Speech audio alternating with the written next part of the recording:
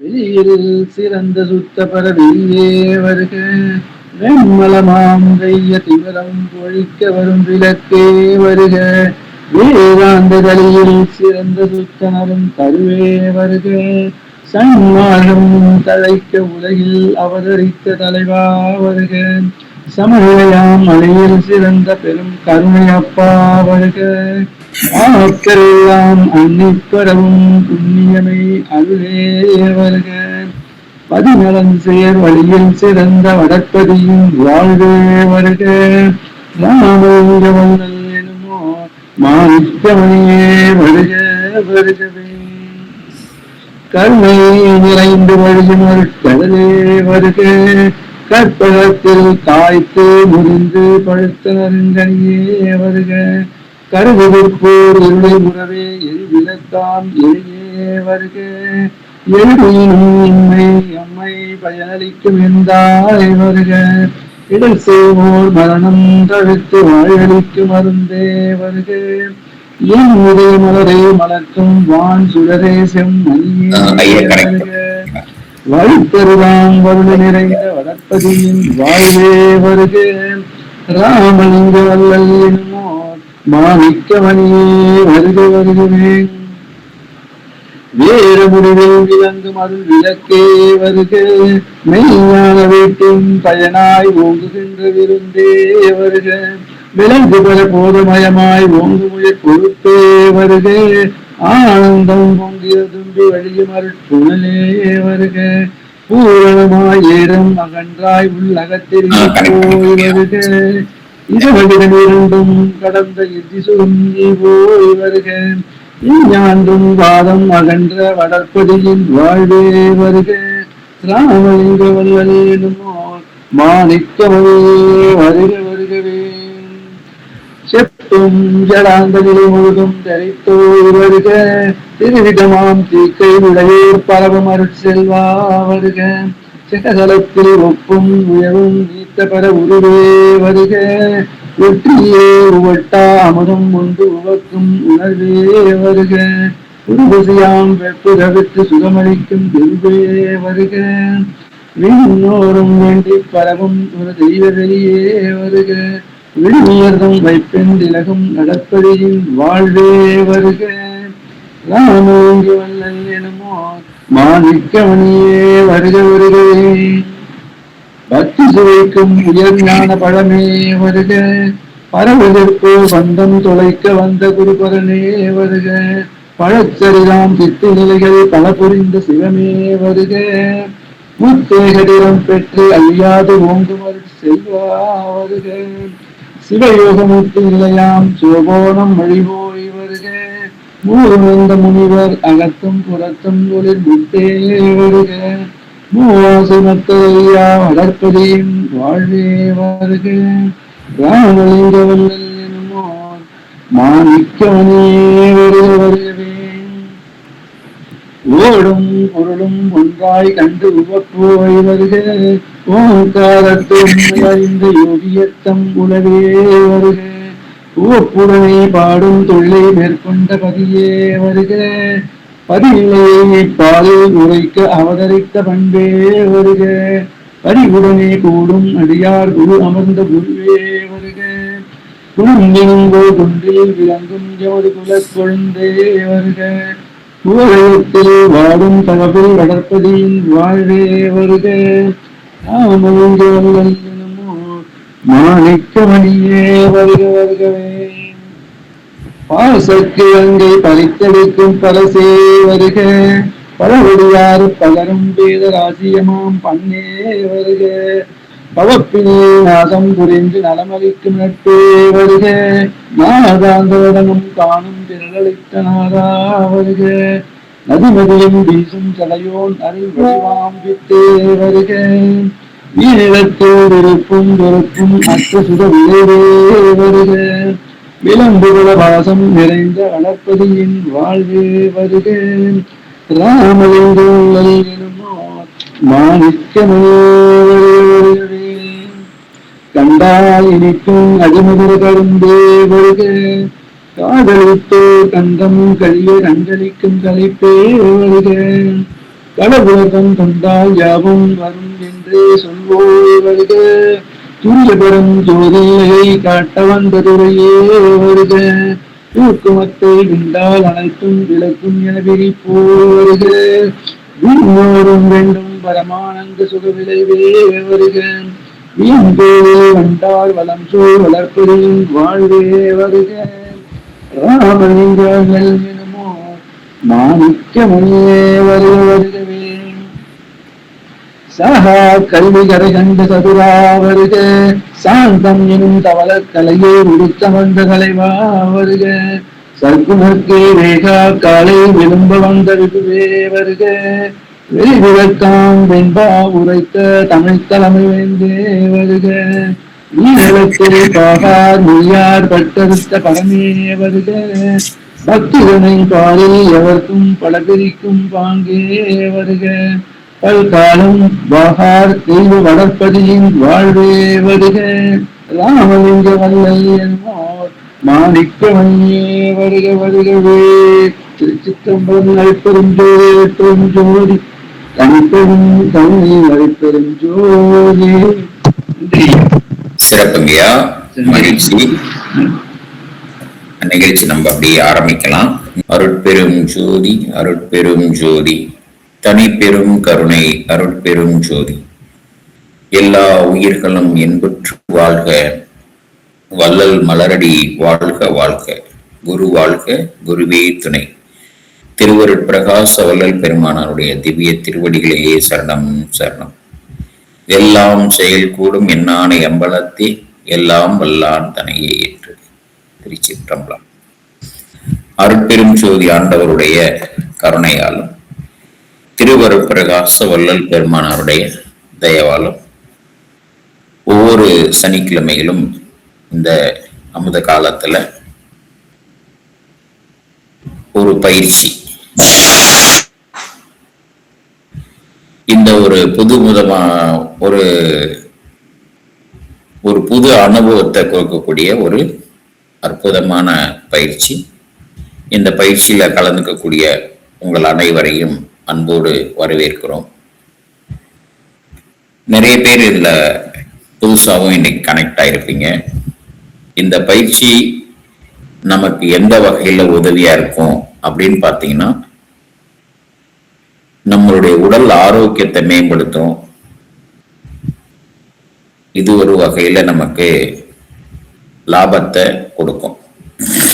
இன்னொரு வகையில மனதை செம்மைப்படுத்தும். நம்ம இயல்பு வாழ்க்கையில மன அலைச்சூழல் அதிகமாக்கி மன நெருக்கடிக்கு ஆளாகி பலவிதமான உபாதைகளுக்கு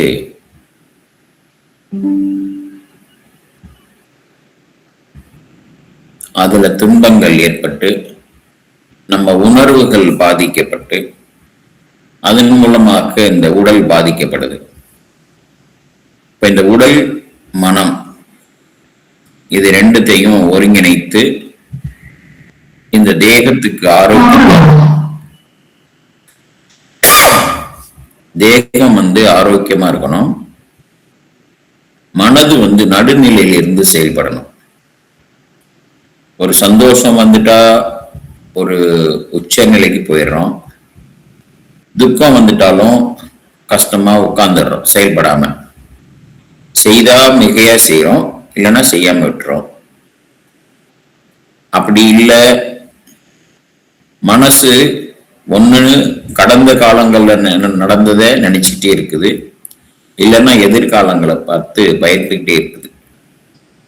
இப்ப இந்த மாதிரி ஒரு நிலையில இருந்து நம்ம விடுபடணும். அதுதான் நடுநிலை. முன்னாடி நடந்த சந்தோஷமான நிகழ்வு சந்தோஷத்தை கொடுக்கும். ஒருத்தர் கூட பிணக்கு ஏற்பட்டு கஷ்டமான ஒரு விஷயமா இருந்தா அதுவும் நமக்கு அந்த நினைவுகள் திரும்ப திரும்ப திரும்ப நம்மள துக்கப்படுத்தும்.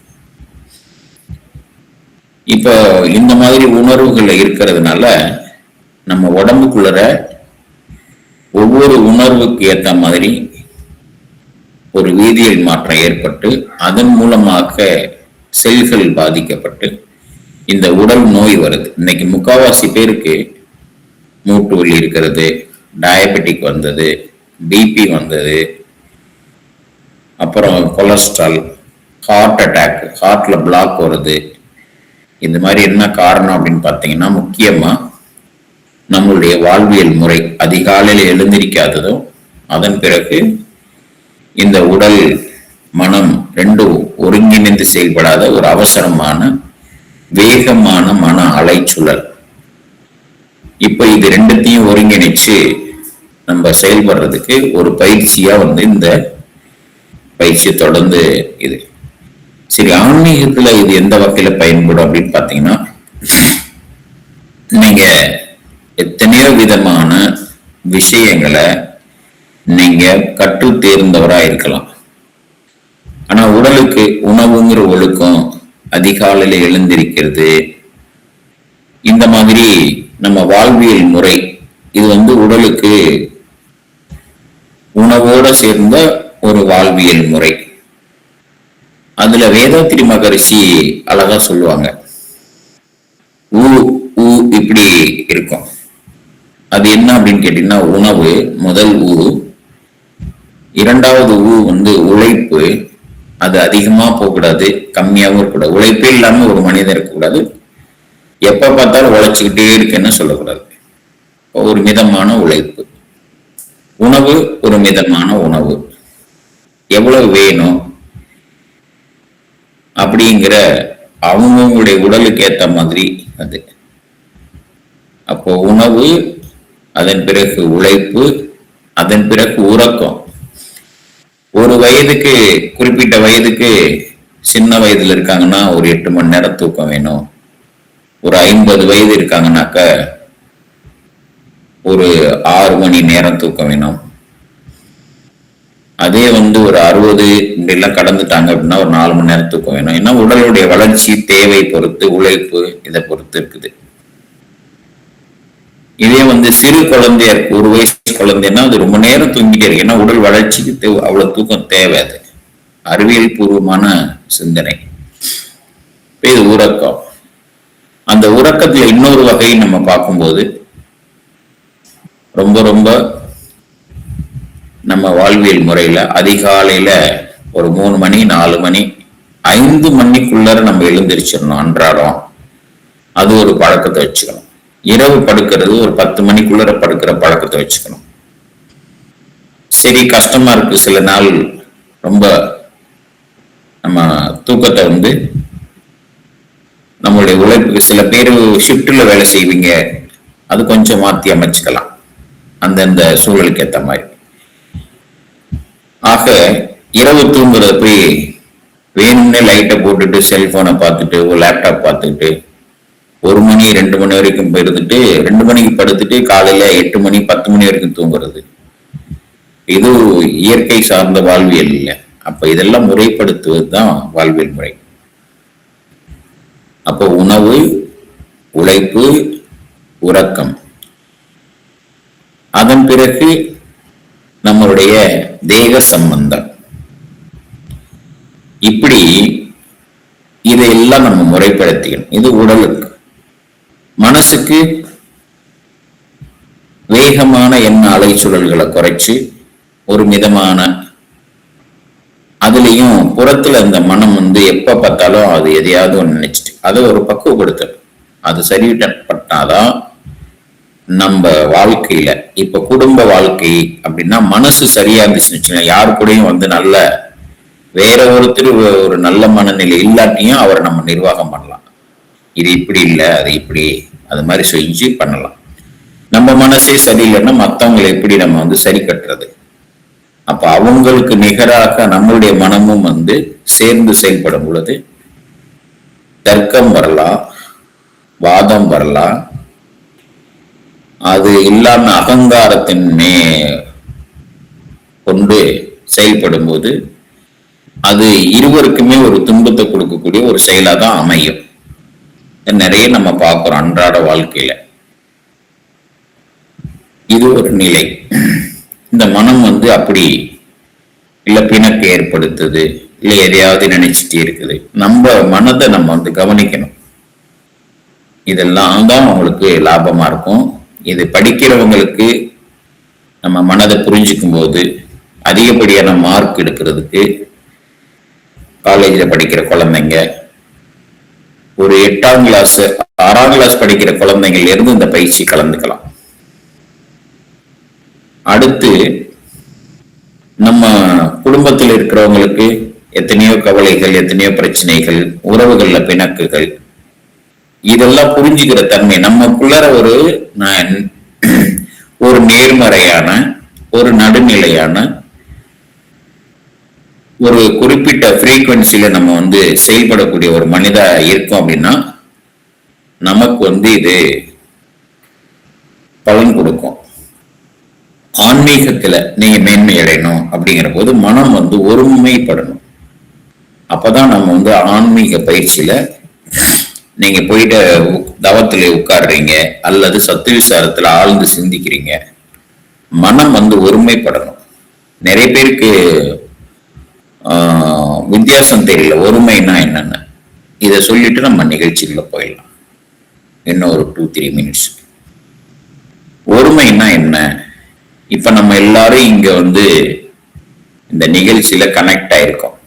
இந்த நேரத்துல இதுக்கு உதாரணம் என்ன சொல்லணும்னா, ஒருமை வருவதற்காக ஒரு ஒற்றுமையா இணைஞ்சிருக்கிறோம். இதுக்கு பேர் ஒற்றுமை. ஒரு செயலை செய்யறதுக்காக எல்லாரும் ஒண்ணு சேர்ந்திருக்கோம். இதுக்கு பேர் ஒற்றுமைன்னு பேரு. ஆனா ஒரு கருத்துல எல்லாருக்கும் இப்ப நம்ம வேறுபாடே இல்லாத ஒரே கருத்துக்குள்ள வந்துட்டோம் அப்படின்னா அது ஒருமை.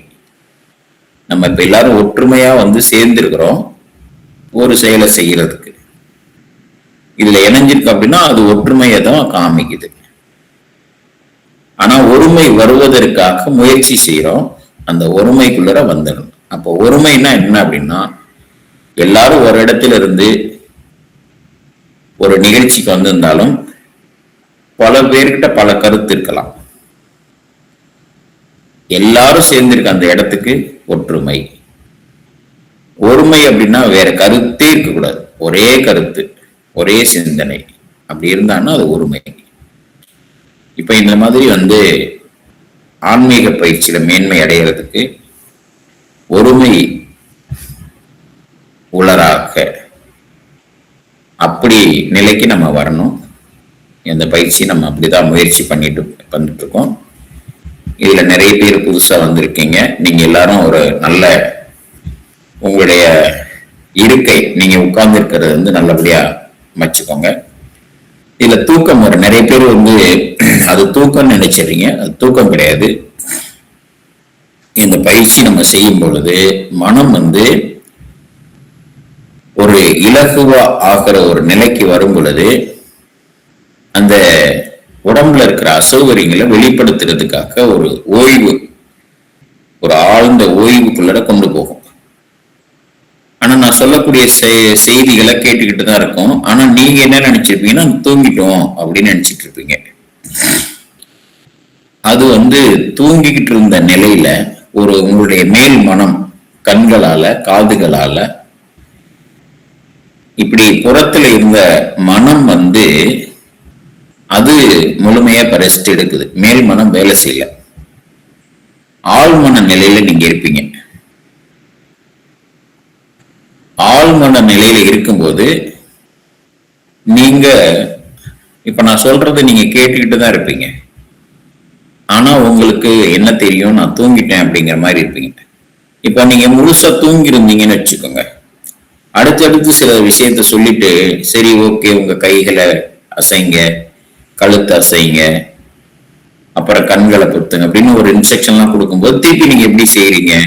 முழுசா தூக்கத்துக்கு போயிருந்தா அது உங்களுக்கு காதுலே கேட்காம இருக்கும். ஆனா உங்களுக்கு கேட்குது, நீங்க அதை செய்றீங்க. அது எப்படி நடக்குது அப்படின்னா, உங்களுடைய மேல் மனம் வந்து முழுமையான ஒரு அமைதி ஆயிடுச்சு, அது செயல்படல. இப்ப நீங்க ஆழ் மனதுல நம்ம கொடுக்கக்கூடிய செய்திகளை நீங்க கேட்டுக்கிட்டு இருக்கீங்க. உங்க காதுல அது இருந்துட்டு இருக்கு. அதனால இப்ப இங்க நிகழ்ச்சியில கனெக்ட் ஆகிருக்கிறவங்க வாகனங்கள்ல போறீங்க அப்படின்னா கவனமா இருங்க. ஒரு இடத்துல அமர்ந்து இதை கேட்குறீங்க அப்படின்னா அவங்கவுங்களுடைய இடத்துக்கு வசதியா ஒரு சேர்லையோ அல்லது தரையில அமர்ந்து இருக்கீங்க அப்படின்னாலும் நல்லா முழுமையா நேரா உட்கார்ந்துட்டு மூச்சை கவனிச்சு சொல்லக்கூடிய விஷயங்களை அப்படியே கேட்டுட்டே வாங்க. இப்ப நான் இன்னைக்கு ஒரு முத்ரா உங்களுக்கு சொல்லித்தரேன். இந்த முத்திரையை நீங்க இன்னைக்கு செய்யணும். அது என்ன முத்திரை நான் சொல்லித்தரேன். கை விரல்களை இப்படி ஒன்னா சேர்த்துக்கோங்க. கட்டை விரலை மட்டும் இப்படி உள்ளங்கை பக்கம் மடிச்சுக்கோங்க. ஆனா உள்ளங்கையில தொடாம இருக்கணும். யாராவது ஒருத்தர் செய்து காமிங்க.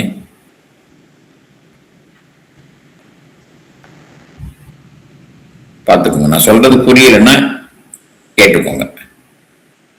ஆமா, கட்டை விரல உள்ளங்கை பக்கம் மடக்கி வச்சுக்கோங்க.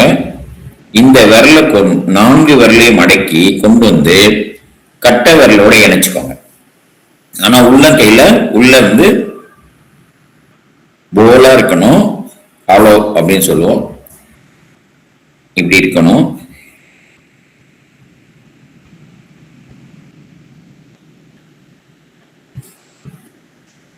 ஆமா, இப்படி செஞ்சுக்கோங்க. 2 கையிலையும் செய்யணும். கை மேல் நோக்கிய நிலையில தொடையில வச்சுக்கோங்க. உள்ள கையில படக்கூடாது. ஆனா முதல்ல கட்டை விரல் இப்படி மடக்கிக்கிறீங்க. 4 விரல்களையும் இப்படி கொண்டு இணைச்சு இதுல வச்சுக்கோங்க. வச்சுட்டு கை மேல் நோக்கிய நிலையில இருக்கணும். 2 கையிலையும் இருக்கணும். இந்த முத்திரை முத்திரை செய்யுங்கன்னு சொல்லும்போது செய்யணும். இந்த முத்திரைக்கு பேர் மகிழ்ச்சி முத்திரைன்னு பேரு. இந்த முதிரைக்கு பேர் மகிழ்ச்சி முத்திரை. இதை செய்யலாம். சரி, இப்ப நம்ம என்ன செய்யணும்? வீடியோ இருக்கவங்க வீடியோ நீங்க ஆஃப் பண்ணிக்கலாம். மணிகண்டன் ஐயா நீங்க ஆஃப் பண்ணிக்கலாம். என்னுடைய இன்ஸ்ட்ரக்ஷன் நீங்க அப்படியே கவனிச்சுட்டே வரலாம். இப்ப நேரா உட்கார்ந்துக்கோங்க.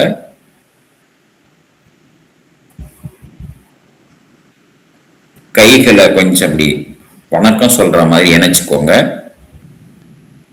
இணைச்சுக்கிட்டு 2 கைகளையும் ஒரு இலகுவான உராய்வு கொடுங்க.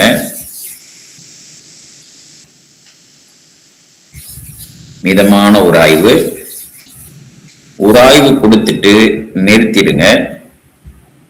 இந்த 2 கைகளுக்கும் இடையில ஒரு மிதமான ஒரு விறுவிறுன்னு இருக்கிற மாதிரியான ஒரு உணர்வு உங்களுக்கு தெரியும். லேச கைகளை நடுவுல இடைவெளி இருக்கிற மாதிரி கொஞ்சம் இப்படி விலக்கியும் கிட்டவும் இப்படி கொஞ்சம் கொண்டு வரீங்க. அதுல இழுக்கிற மாதிரியும் ஒரு உணர்வு இருக்கும், அல்லது ஒரு தள்ளுற மாதிரி ஒரு உணர்வு உங்களுக்கு தெரியும். இது எல்லாருக்கும் இருக்கும். இதை நீங்க உணரலாம்.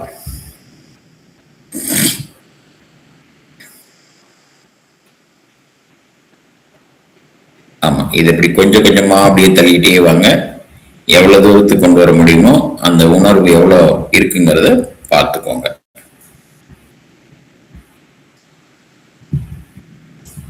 அருட்பெரும் ஜோதி.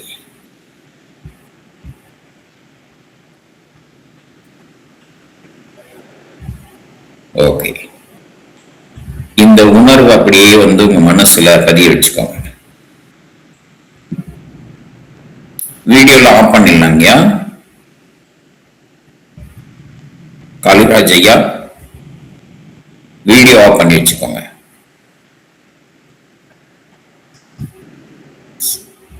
இந்த உணர்வு அப்படியே நீங்க உணருங்க.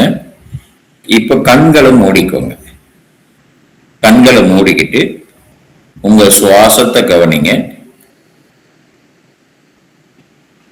காளிராஜ் ஐயா நீங்க வீடியோ ஆஃப் பண்ணிக்கோங்க. சொல்றக்கூடிய இன்ஸ்ட்ரக்ஷன் பாருங்க, கடைபிடிங்க. நேரா உட்கார்ந்துக்கோங்க.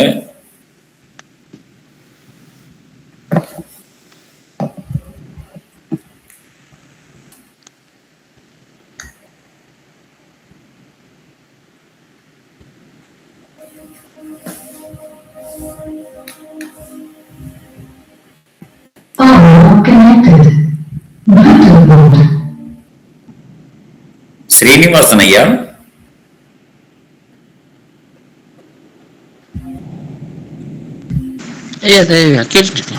இந்த சவுண்ட் வந்து வால்யூம் பாருங்க.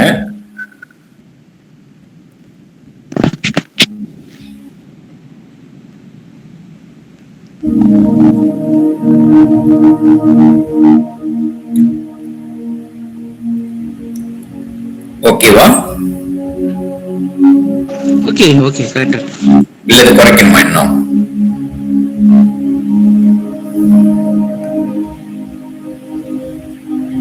சரியா இருக்கியா? சரியா.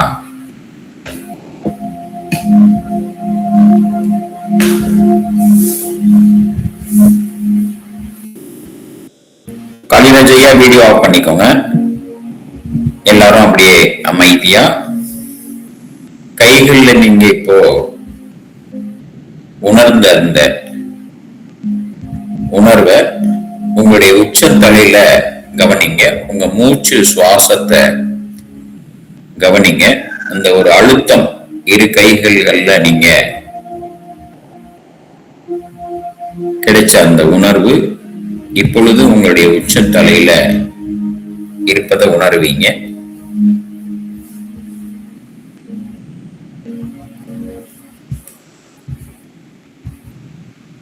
காளிராஜ் ஐயா நீங்க வீடியோ ஆஃப் பண்ணிக்கோங்க. சொல்றதை சரியா கேட்கல அப்படின்னாக்க நான் வந்து வெளியாக்கி விட்டுருவேன்.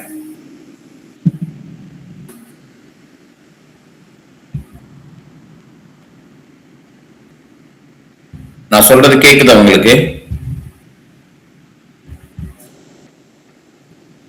காளிராஜ் ஐயா,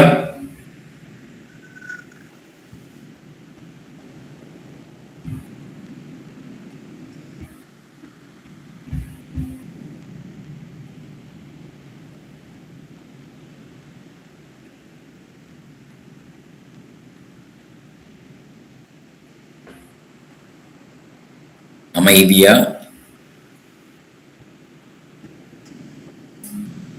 கண்களை மூடி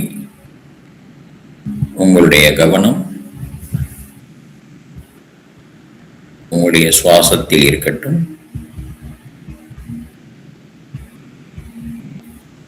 மிதமான சுவாசம்.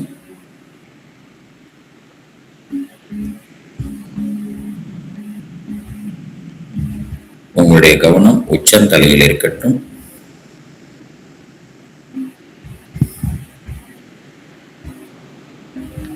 இப்பொழுது நாம் கைகளில் உணர்ந்த அந்த ஆற்றல் ஈர்ப்பு நிலையிலும்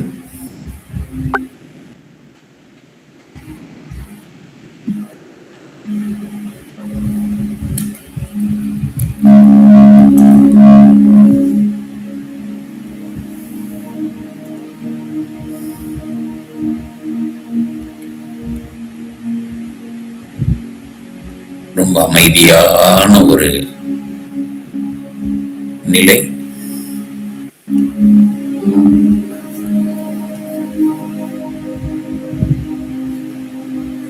ஒரு சுகமான நிலை.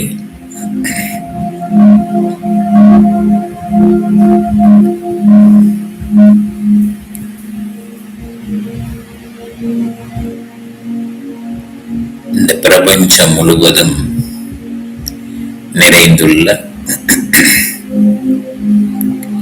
இந்த ஆற்றல்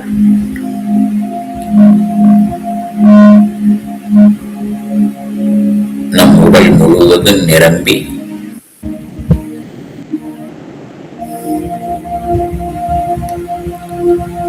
இப்பொழுது அந்த ஆற்றலை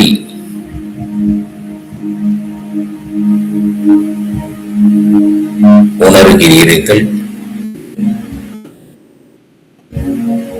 உச்சந்தலையில் ஒரு அழுத்தத்தை உங்களுடைய கவனம் உச்சந்தலையில்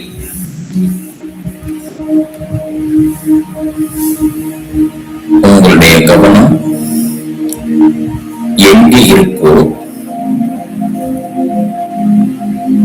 உங்களுடைய சிந்தனை எங்கே இருக்கோ அந்த இடத்துல ஆற்றல் அதிகமா பெருகும்.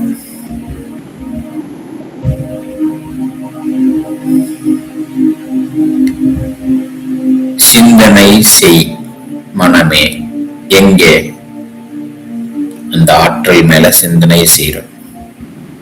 நினைந்து நினைந்து எது மேல? சிந்தனை மேல. மனம் அது செம்மையானால் எப்பவுமே ஒன்றை பற்றி சிந்தித்து இருந்தால், ஒன்றை பொருந்தி இருத்தல் எது மேல? இந்த உலக படைப்புகளுக்கு ஆதாரமாக விளங்கக்கூடிய அந்த ஆற்றல்.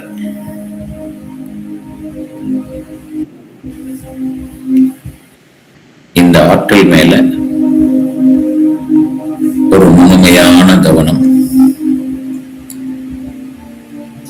மனம் எங்குண்டு வாயுவும் அங்குண்டு. இப்ப உங்களுடைய சிந்தனை, உங்களுடைய நினைப்பு, அந்த ஆற்றல் உங்கள் உச்சந்தலையில் ஒரு அழுத்தத்தை கொடுத்து கொண்டிருக்கிறது. இந்த ஆற்றல் பிரபஞ்சம் முழுவதும் நிரம்பி, அண்ட கோடிகள் அனைத்தும் நிரம்பி இருக்கிறது. அது ஒரு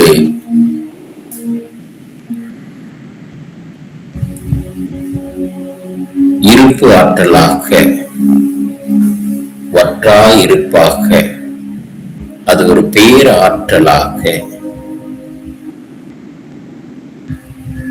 அதை ஒரு பெரிய கடவுளாக நாம் நினைக்கிறோம், உணர்கிறோம். அந்த ஆற்றல் இந்த உலகில் இருக்கிற அனைத்து ஜீவன்களையும் பொருள்களையும் படைத்து அதை நிர்வாகம் செய்து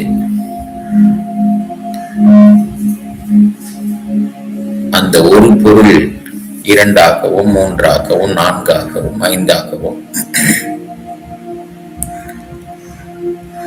எங்கும் நிறைந்த அந்த பரம்பொருளை நம்முள்ளும் உணர்கிறோம். அது ஜட பொருளா இருக்குது, உயிர் பொருளா இருக்குது, இயக்க ஆற்றலா இருக்குது. படைத்த பொருளை மறுசுழற்சிக்கு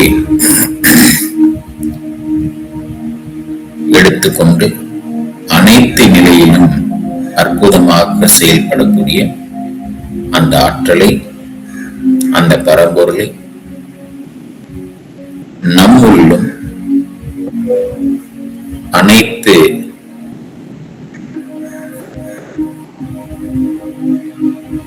உறுப்புகளையும், நம்முடைய உடலில் ஒவ்வொரு பாகத்தையும் வடிவமைத்தது இந்த ஆற்றல் தான். ஒரு சிறிய விதையிலிருந்து ஒரு ஆலமர விதை எடுத்துக்கொண்டால் அந்த ஆலமரத்தின் வடிவம், அந்த இலையினுடைய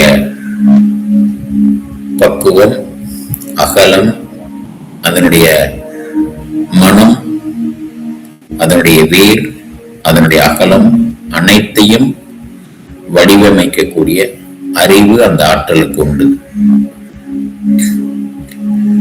ஒரு கொய்யா மரம் அப்படித்தான் படைக்கப்பட்டது, ஒரு பப்பாளி மரம் அப்படித்தான் படைக்கப்பட்டது. நம் உடலும் அப்படித்தான் வடிவமைக்கப்பட்டது. இந்த உடல் மனித தேகம் கிடைப்பதற்கு எத்தனையோ பிறவிகள் எடுத்து இந்த தேகம் கிடைத்துள்ளது.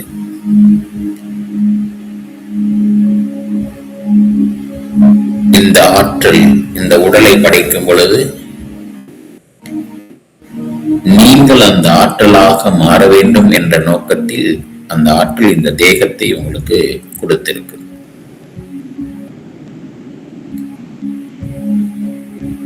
இந்த உடல் எப்படிப்பட்டது, எதற்காக படைக்கப்பட்டது,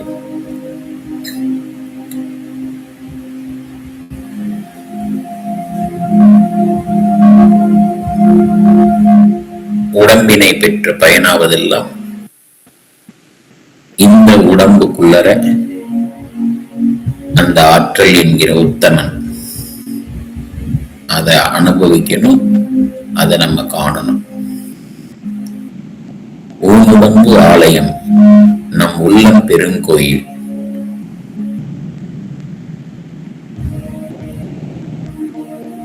நமக்கு உள்ளம் பெருங்கோயிலா இருந்ததுன்னா உலகத்தில் உள்ள அனைவரும் அந்த ஆற்றலாகவே நாம் திகழ்கிறோம் என்ற உணர்வுக்கு வர வேண்டும்.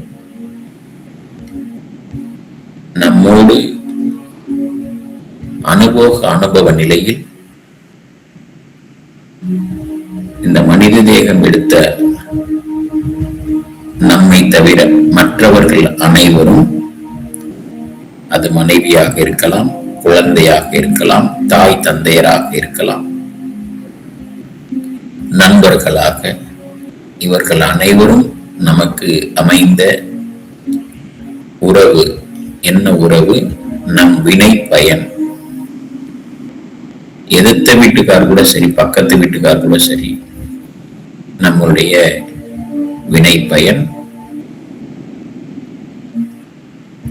அப்படி ஒவ்வொருத்தருடையும் அனுபவ நிலையில் ஒவ்வொரு இந்த தேகத்தை பெற்றவர்களும் நம் வினையை கழிப்பதற்காக ஏற்படுத்தப்பட்ட உறவு. வினை இல்லைன்னா நமக்கு அவங்களுக்கு சம்பந்தமே இல்லை. இந்த ஒரு உணர்வோடு நாம் அனுபவ நிலையில் ஒவ்வொருத்தருடையும் தொடர்பு கொள்ளும் பொழுதும் அணுகும் பொழுதும் அந்த அனுபவத்தை அன்பு நிறைந்ததாக, கருணை நிறைந்ததாக, அருள் செயல்களாக உங்களால் மாற்ற முடியும் என்றால் வினை கழிந்து கொண்டே இருக்கிறது. துன்பத்தை இன்பமாகவும் இன்பத்தை துன்பமாகவும் அல்லாது, இன்பமும் ஒரு பொருட்டல்ல, துன்பமும் ஒரு பொருட்டல்ல,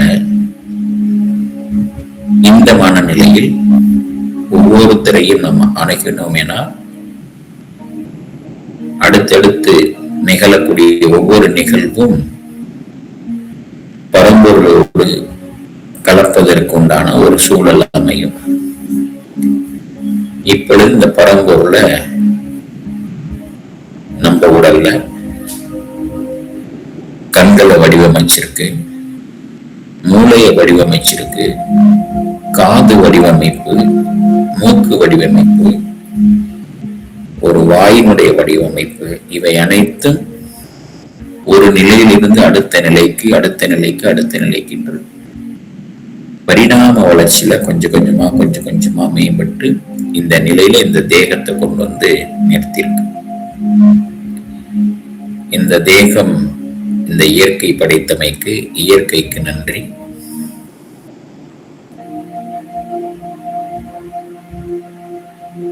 இயற்கை சொல்லும் பொழுது அது தானியங்கி ஒரு பெரிய கிடங்காக, பெரிய ஆற்றல் களம். நம் ஒரு சிறு அணு, அந்த அணு செல்களாக, பல செல்களுடைய கட்டமைப்பு திசுக்களாக, திசுக்களுடைய கட்டமைப்பு உறுப்புகளாக, இந்த உறுப்புகள் அனைத்தும் சேர்ந்து ஒரு தேக வடிவமைப்பு, மனிதன் என்கிற வடிவமைப்பு.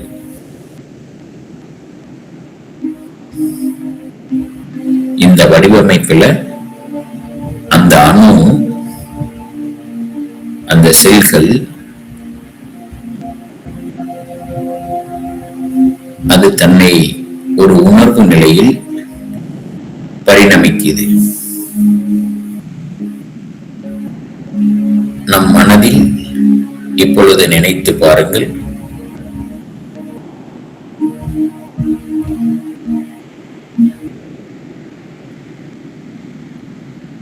நம்ம வீட்டுல நம் குழந்தை கையில ஒரு ஆரஞ்சு பழத்தை கையில வச்சிருக்கு, கமலா ஆரஞ்சு.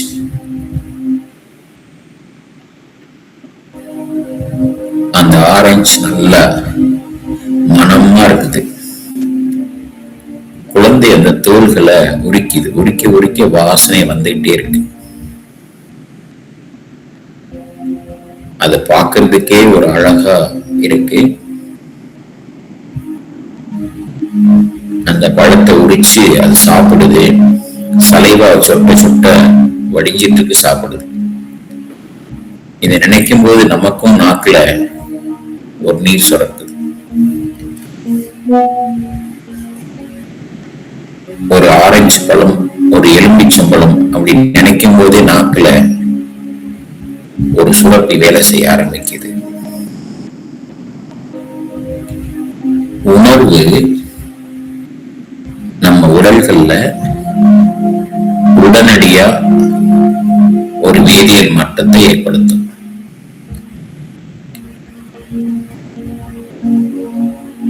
அந்த உணர்வு தான்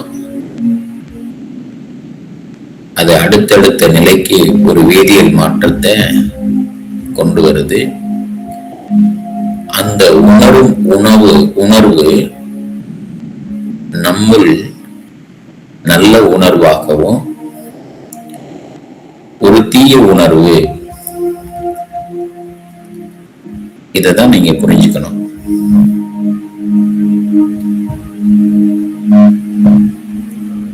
நாம் எல்லாரும் ஒரு உணவு எடுத்து உண்ணும் பொழுதும் நாம் அதில் என்ன உணர்ந்தோ, சுவை எப்படி இருந்தது, மனம் எப்படி இருந்தது, நாம் அதை உண்ணும் பொழுது என்ன சாப்பிட்டோம் அப்படிங்கிற உணர்வு நிலையில இருந்ததுன்னா ஒரு வேதியியல் மாற்றம் இருக்கும். நீங்கள் உண்ணும் பொழுது வேற சிந்தனையில் இருந்தீங்கன்னா அதற்கு தகுந்த வேதியியல் மாற்றம் நடந்திருக்கும்.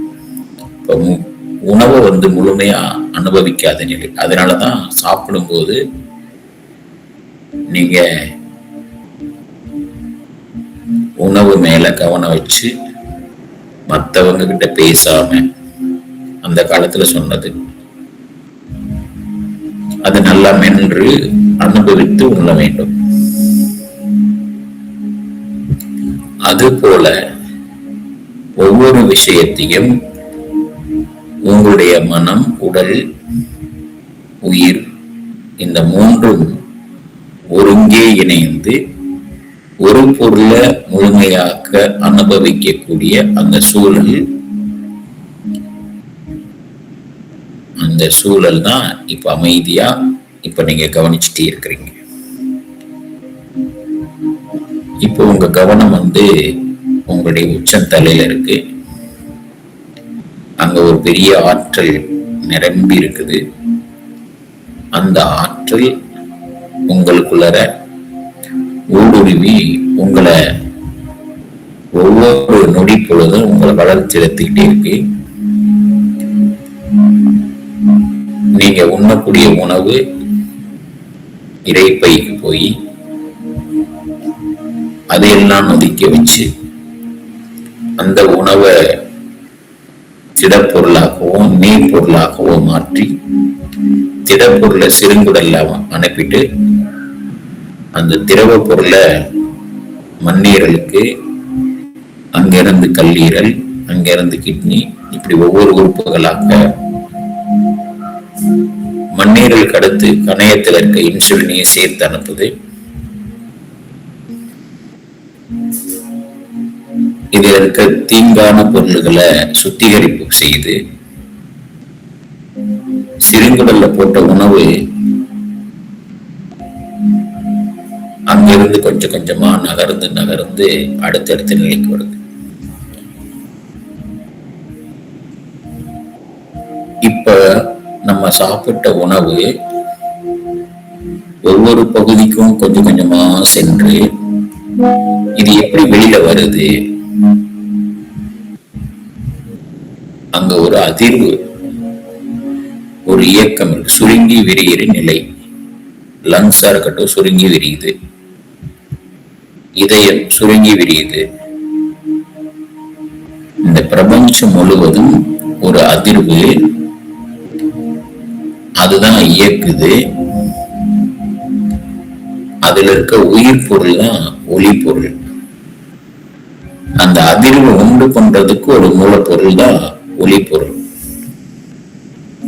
இந்த உலகெங்கிலும் நிறைந்த அந்த ஆற்றல் எந்த நிலையில இருக்குன்னா ஒளியும் ஒளியும் வெளிச்சமாகவும் சத்தமுமாக இருக்கிறது. இதைதான் வள்ளல் பெருமானார் மயில் என்று ஒளியையும் வெளிச்சத்தையும், குயில் என்று ஒளியையும் சத்தத்தையும் அடையாளப்படுத்துகின்றார். உலகெங்கிலும் ஒளி அமைப்பு தான் இயக்க பேராற்றலாக நம் உடலிலும் சுருங்கி விரியக்கூடிய ஒரு அதிர்வு நிலையில் இயங்கக்கூடிய ஆற்றலாக இருக்கு. ஒவ்வொரு நொடி பொழுதும் நீங்க என்ன உணர்வுல உங்க காலங்களை கடத்துறீங்க, இந்த உணர்வு நல்ல உணர்வாக இருந்தால் நீங்கள் சொர்க்கத்திலும், உங்களுடைய உணர்வு வேறு யாரோடு ஏற்பட்ட பிணக்கு நிலையில்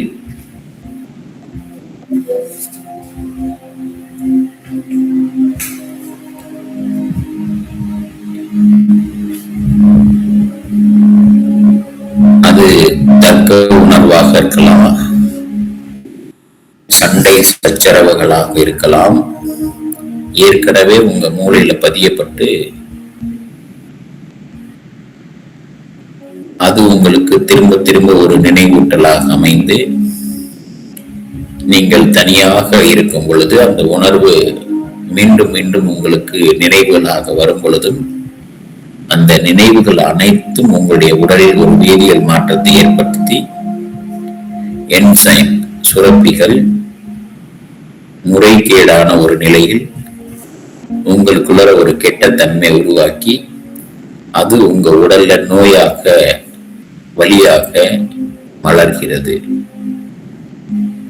இதுக்கு என்ன காரணம்? கவலை, துக்கம், மற்றவர்களோடு ஏற்பட்ட பிணக்கு,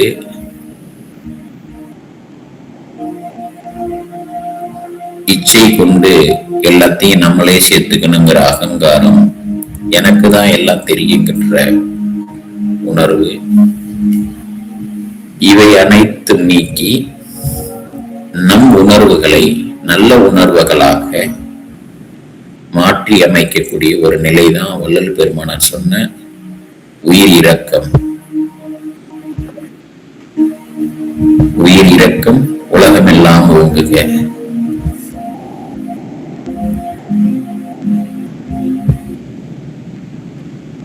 இந்த நிலையில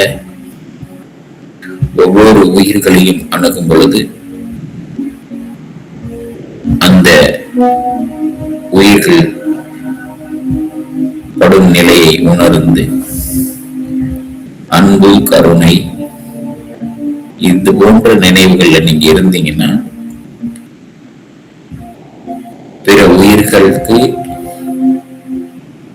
நாம் செய்யக்கூடிய நல்ல தன்மையில, அதே போன்று நம்முடைய மனநிலை நடுநிலையில் இந்த நிகழ்வு, இந்த அனுபவம், இந்த உணர்வு உங்களுடைய செல்கள்ல அந்த அணுவுல ஒரு அனுபவமாக மாறுகிறது. ஏற்கனவே ஏற்பட்ட அந்த பிணக்கு, அந்த அனுபவம் அந்த செல்கள்ல, அந்த அணுக்கள்ல பதியப்பட்டு அது ஒரு நினைவாக திரும்ப திரும்ப உருவமைப்பு எடுத்துக்கொண்டே இருக்கிறது. நம் வாழ்க்கை நம் கையில். நாம் என்ன செய்ய வேண்டும்? ஒவ்வொரு நாளும் நல்ல உணர்வுகள். தீய உணர்வுகள் வரும் பொழுது நமது மனம் வேகமாக செயல்படும், மூச்சு வேகமாக இயங்கும், நம் உடலில் உள்ள ஆற்றல் அதிகமாக, உயிர் சக்தி செலவாகிறது. நாம் மனம் அமைதி பெறும் பொழுது நல்ல தன்மையில், பேதமற்ற நிலையில், அகங்காரம் இல்லாமல் அன்பு நிலையில், உண்மை நிலையில், பிறர் மனம் பாதிக்கப்படாத, பிற உயிர்கள் பாதிக்கப்படாத செயல்களை, பரோபகார செயல்களை செய்யும் பொழுது அதனுடைய வேதியியல் மாற்றம் வேறு மாதிரியாகவும், இந்த வேதியியல் மாற்றம் உங்க செல்கள்ல, அணுக்கள்ல பதியப்பட்டு ஏற்கனவே இருக்கிற செல்கள் அழிந்து ஒரு புதிய செல்கள் உருவாக்கும் பொழுது நீங்க ஒவ்வொரு நாளும் அனுபவிக்கின்ற நல்ல தன்மையாக இருக்கக்கூடிய இந்த அனுபவம் ஒவ்வொரு செல்களையும் அணுக்களையும் மாற்றி மாற்றி மாற்றி அன்பு நிறைந்ததாக அது உருவெடுக்கும் பொழுது ஒவ்வொரு அணுக்களும், ஒவ்வொரு செல்களும் அன்பு, கருணை, தயவு நிறைந்த செல்களாக, பேதமற்ற செல்களாக, ஒவ்வொருத்தரையும் மன்னித்த மனமாக. மன்னிப்பு அப்படிங்கிறத ஒரு வார்த்தை முக்கியமா இன்னைக்கு எல்லாரும் உங்க மனசுல பதியம் போட்டுக்கோங்க. மன்னிக்க தெரிந்த உள்ளம்தான் மாணிக்க கோயில். உள்ளம்தான் பெருங்கோயில், ஊனுடம்புதான் ஆலயம். அந்த ஆலயமாக, உள்ளத்தை பெருங்கோயிலாக, மாணிக்க கோயிலாக மாற்றுவதற்கு நல்ல உணர்வுகள், மிதமான சிந்தனைகள்,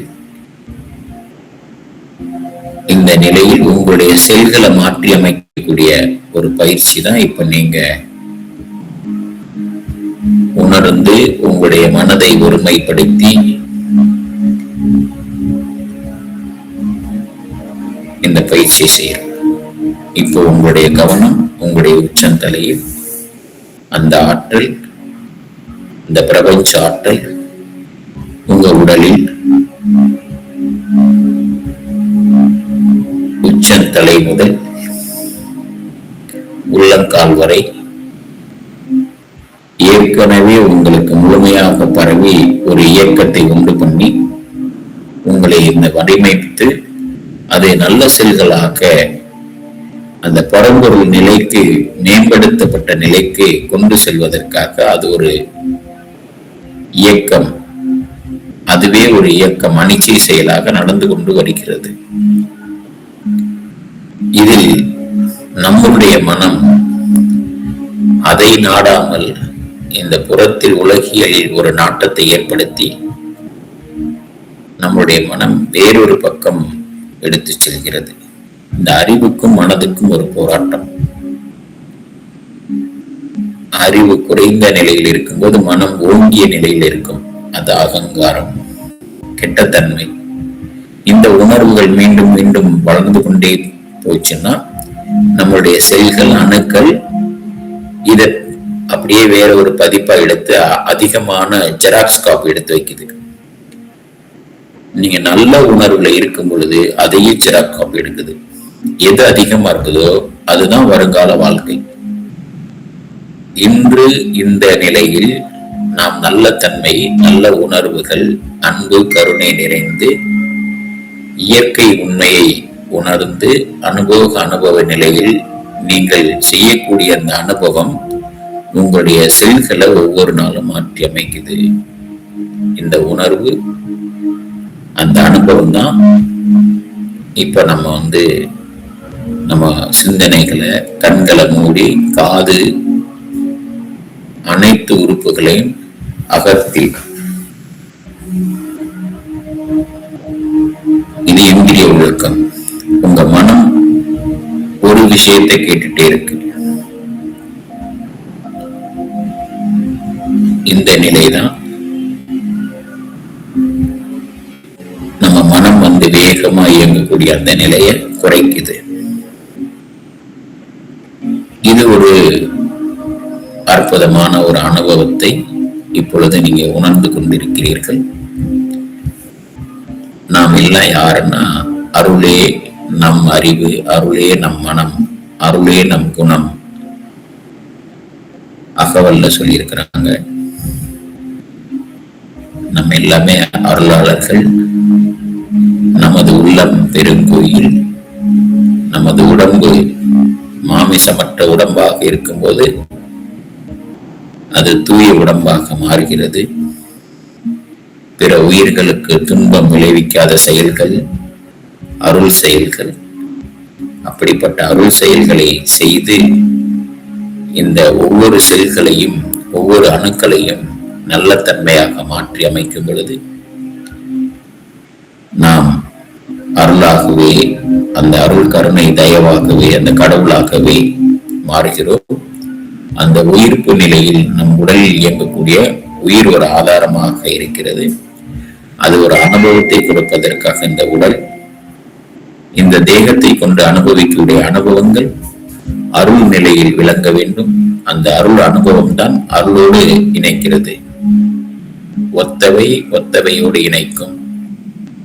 அது நல்லவையாக அமையட்டும். அந்த நல்லவை உணர்வு நல்ல உணர்வுகளை வேதியியல் மாற்றத்தை ஏற்படுத்துது. இந்த நிலையில் அந்த தூய ஆற்றல், பிரபஞ்ச ஆற்றல், ஒரு நித்திய சக்தி நம் உடல் முழுவதும் செயல்படுவதற்கு இந்த உடல், இந்த மனதை இயற்கையிடம் ஒப்படைத்துவிட்டு அமைதியாக சும்மா இருக்கும் சுகம், அந்த அனுபவத்தை அன்றாடம் நீங்க அனுபவித்து என்ன நடக்குது மனதில், ஏற்கனவே ஏற்பட்ட அனுபவங்கள் திரைக்காட்சிகளாக மனதில் வரும். அதோடு அதுவாகவே நீங்க மாறுகிறீர்கள் என்றால் அது உங்களுக்கு ஒரு வேதியியல் மாற்றத்தை ஏற்படுத்தி மீண்டும் மீண்டும் ஒரு பிறப்பெடுத்து அந்த கேரக்டரிசமாவே நீங்க இருப்பீங்க.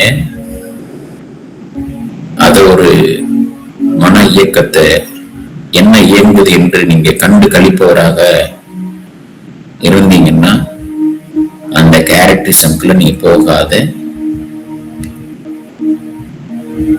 நீங்க அப்படியே வேடிக்கையை பார்ப்பவராக இருந்து அதை கண்டு கழித்து அதன் பிறகு நீங்க அறிவார்ந்த செயலாக்க நடுநிலையில்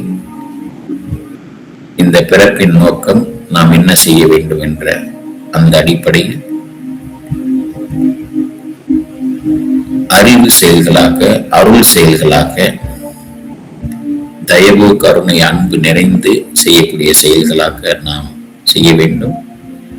நம் மனதில் ஏற்கனவே அன்பு நிறைந்துதான் வந்திருக்கோம். கருணை தயவு நிரப்பிதான் நமக்கு அனுப்பியிருக்கிறாங்க. நமக்கு இதுக்கு முன்னெடுத்த பிறப்புகளுடைய பதிவுகள் ஆன்மாவில் நம்மை அடுத்தெடுத்து நம்மளை பழைய பழக்கத்துக்கே நம்மை கொண்டு செல்கிறது. அதுதான் மனமாக இயங்குகிறது. நம்முடைய அன்பு கருணை தயவு அறிவு பொருந்திய நிலையில் அறிவையும் நிரப்பிதான் இந்த மனித தேகத்தை, இந்த இயற்கை, அந்த பேராற்றல் நம்மை உருவாக்கி அது செயல்பட நினைக்கிறது. நாம் யார்? மனம். இந்த பிரபஞ்சம் அறிவு, பேரறிவு.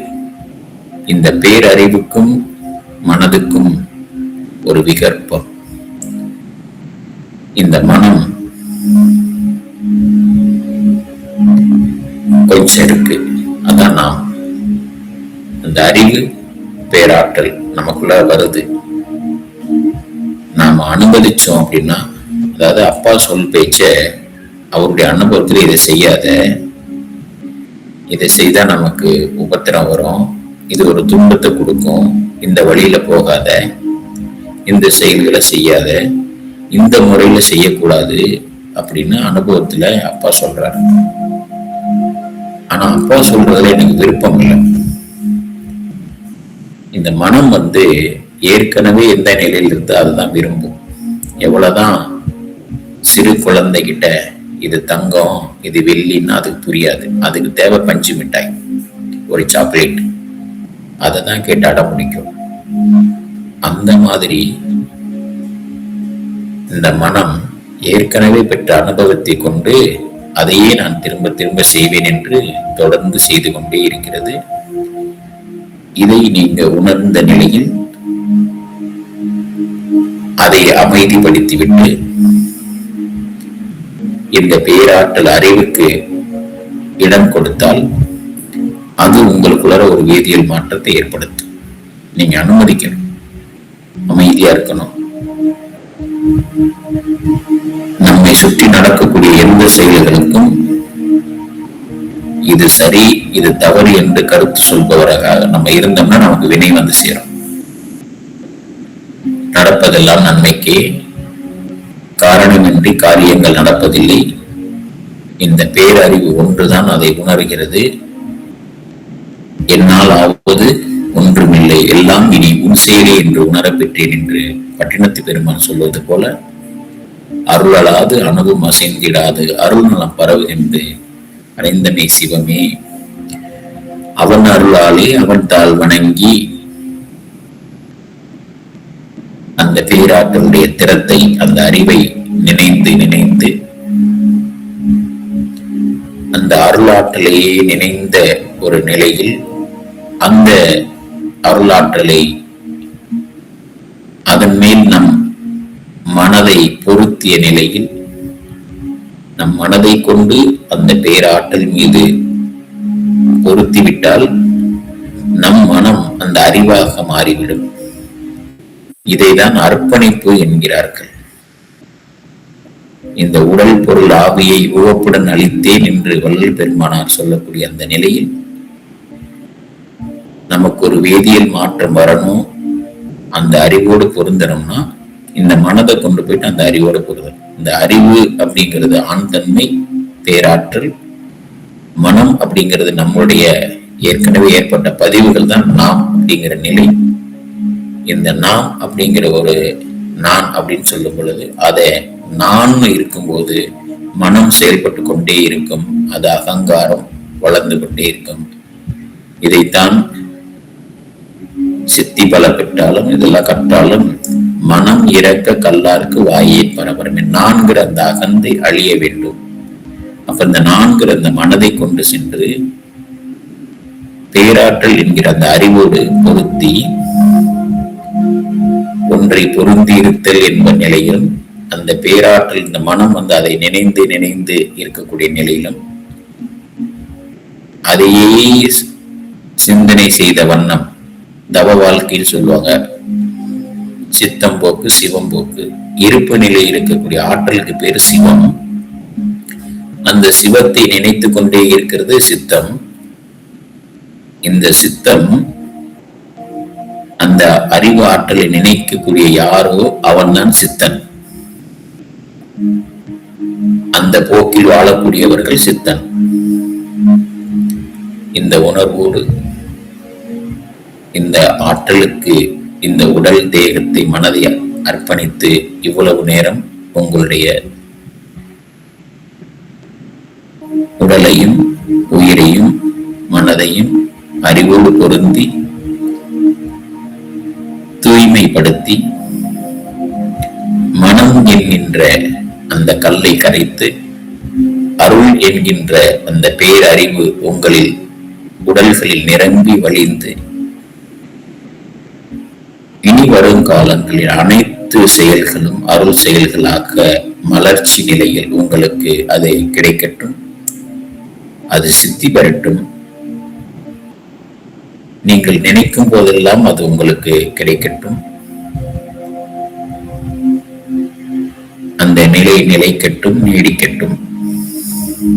இந்த உணர்வோடு இந்த பேராற்றல் செல்களாகவும் அணுக்களாகவும் இந்த வடிவத்தை கொடுத்து அந்த ஒவ்வொரு செல்களுக்கும் நீங்கள் ஒவ்வொரு செயல்களிலும் உங்களுடைய அனுபவம் அன்பு கருணை நிறைந்ததாக மலர்ச்சி நிலையில் ஆனந்தமாக ஒரு மலரை பாருங்க, எவ்வளவு அழகா இருக்குது, எவ்வளவு மென்மையா இருக்குது, எவ்வளவு வாசமா இருக்குது. உங்களுடைய உள்ளம் அந்த நிலைக்கு மாற வேண்டும். இந்த பிரார்த்தனையோடு இப்பொழுது நாம் இந்த நிகழ்வை நிறைவு செய்வோம்.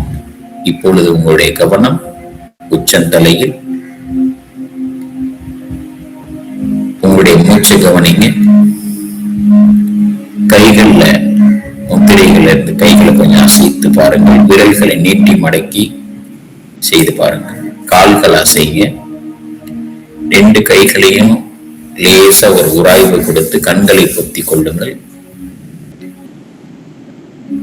கண்களுக்கும் கைகளுக்கும் இடைவெளியில இருக்கக்கூடிய மிதமான வெளிச்சத்தையும் இருளையும் கவனிங்க. கைகளை கொஞ்சம் கொஞ்சமா எடுத்துட்டு கண்களை திறங்க. கைகளை தேய்ச்சி முகம், கழுத்து, தோள்பட்டையை வருடி கொடுங்க. அருட்பெரும் ஜோதி, அருட்பெரும் ஜோதி, தனிப்பெரும் கருணை, அருட்பெரும் ஜோதி. இப்ப நம்ம சத்து விசாரத்துக்குள்ளார போகலாம்.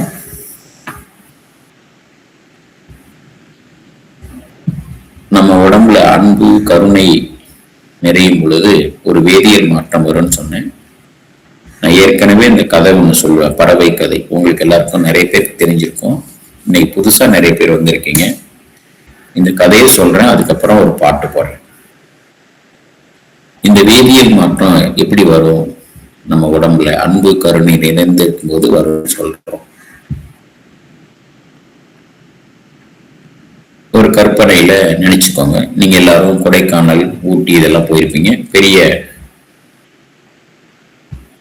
ஒரு உயர்ந்த இடத்துல மலை, நிறைய மரங்கள் நிறைந்த இடம், பாறைகள், கல் குன்றுகள்லாம் நிறைந்த இடம். இப்ப குணா படத்துல, கமலஹாசனுடைய படத்துல அந்த ஒரு குகைன்னு நினைச்சுக்கோங்க. அந்த இடத்துல பெரிய பாறைகள்லாம் இருக்குது, கற்கள் நிறைந்த இடமா இருக்குது, மரங்கள் நிறைந்து இருக்குது. அந்த மரத்துல நிறைய பறவைகள் கூடு கட்டி, இந்த நேரத்துல எல்லாம் பார்த்தீங்கன்னா ஒரு 5 மணிக்கெல்லாம் ரம்மியமா சலசல சலசலன்னு நிறைய பறவைகள் பறக்கிற அந்த சத்தம், அதனுடைய ஒலி ஓசைகள், பறவைகள் குயில் கூவிச்சுன்னா எப்படி இருக்கும், மற்ற பறவைகள் கத்தும்போது அதனுடைய சத்தம், அதை ரொம்ப அருமையா ரசிக்கலாம். அந்த மாதிரியான சூழல்ல ஒரு மோசமான ஒரு நிலை, வருதா புயல் மாதிரி ஒரு பெரிய புயல் காற்று வருது. அந்த பறவைகள் வாழ்ந்த அந்த இடம் நிறைய மரங்கள் சாய்ந்து விட்டது, கிளைகள் ஒடிந்து விட்டது. மழை பெய்ஞ்சு ஒரு தூறல், மிதமான தூறல் இன்னும் போட்டுட்டே இருக்கு. வேகமான காற்று இன்னும் அடிச்சுட்டு இருக்கு. அப்ப ஏற்கனவே வந்த அந்த பெரிய ஒரு புயல் காற்று எல்லா மரங்களையும் சிதிலமடைய வச்சிருச்சு. மரங்கள் சாஞ்சிருச்சு, கிளைகள் ஒடிஞ்சிருச்சு. அந்த கிளைகள் இருக்க கூடு எல்லாம் சிதைஞ்சு போயிடுச்சு. சில பறவைகள் முட்டையிட்டு இருந்தது, சில பறவைகள் குஞ்சு பொறித்து இருந்தது, சில பறவைகள் இப்பதான் கூடு கட்டிட்டு இருக்கு. இப்படி சூழல்ல இருக்கு. அதுல ஒரு கூடுல குஞ்சு பொறித்தது, இப்ப முட்டைகள்லாம் உடைஞ்சிருச்சு. சில பறவைகள் கூடு கட்டி இருந்ததெல்லாம் சிதிலம் அடைஞ்சிச்சு. ஆனா ஒரு கூட்டுல இருந்த ஒரு 10 குஞ்சுகள் ஒரு கல் இடுக்குல இருந்து அப்படியே வந்துட்டே இருக்கு. நிறைய பறவைகளும் இடந்து கிடக்கு. சில பறவைகள் ஒரு வாதுல உட்கார்ந்து இருக்கு. இந்த ஒரு மோசமான சூழல்ல பார்க்கும்போது அந்த 10 குஞ்சுகள் அப்படி வர்றதை பார்த்துட்டு ஒரு பறவை சொல்லுது, பாவம் இந்த பறவை குஞ்சுகள், இந்த தாய் பறவை பொறுப்பு இல்லாம எங்க போச்சுன்னு தெரியல, இந்த குஞ்சுகள் அம்மாவை தேடிட்டு வருதே, இது என்ன துன்பத்தில் இருக்குது அப்படின்னு அது உணருது.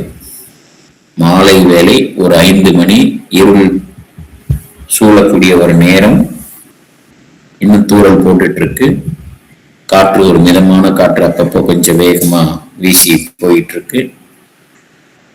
அந்த பறவை கவலைப்படுது, இன்னொரு பறவை சொல்லுது, நமக்கு எதுக்குடி இந்த பிரச்சனை, நம்மளே இவ்வளவு குளிர்ல நடுங்கிட்டு இருக்கோம்.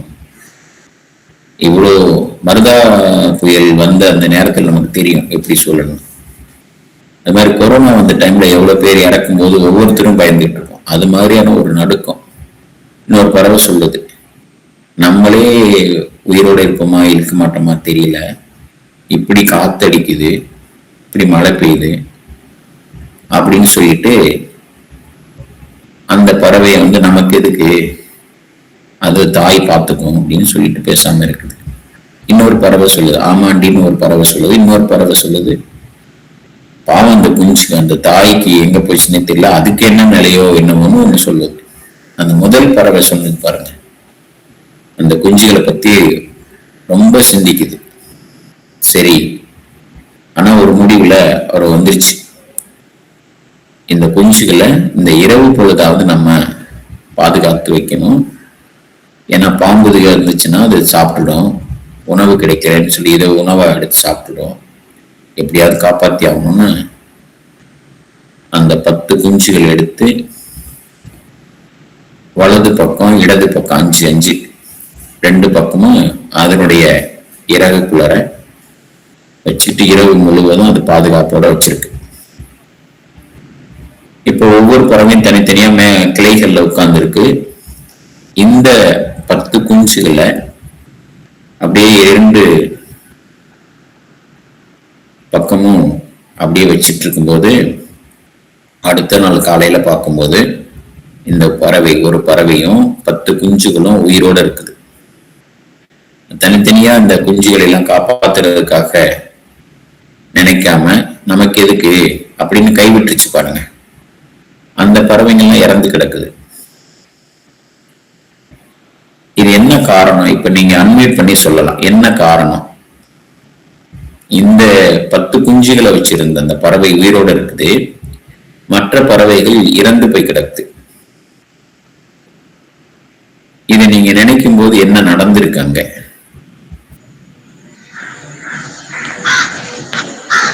ஐயா, அந்த குஞ்சுகளோட சூடு இந்த தாய் பறவையை காப்பாத்துச்சு, இந்த தாய் பறவையோட சூடு அந்த குஞ்சுகளை காப்பாத்துச்சு.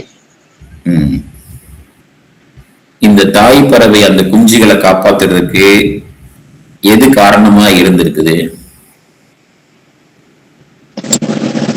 ஐயா, அந்த அன்பு காரணமா இருந்திருக்குங்கய்யா, காப்பாத்தணும் அப்படிங்கிற தயவு காரணமா இருந்திருக்குங்கய்யா. அன்பு தயவு காரணமா இருந்திருக்கு. சரி, வேற ஏதாவது காரணம் இருக்காம? அந்த மற்ற பறவை சொன்னுச்சே, இந்த பறவை சொல்லுது, நம்மளே இந்த குளிர்ல நடுங்கிட்டு இருக்கோம், அந்த குஞ்சுகளை நம்ம காப்பாத்துறது இந்த நேரத்துல போய் ரிஸ்க் எடுக்க கூடாது அப்படின்னு சொல்லுது. ஆனா இந்த பறவை அதை தாண்டி அதை போய் செய்யுது. என்ன காரணம்?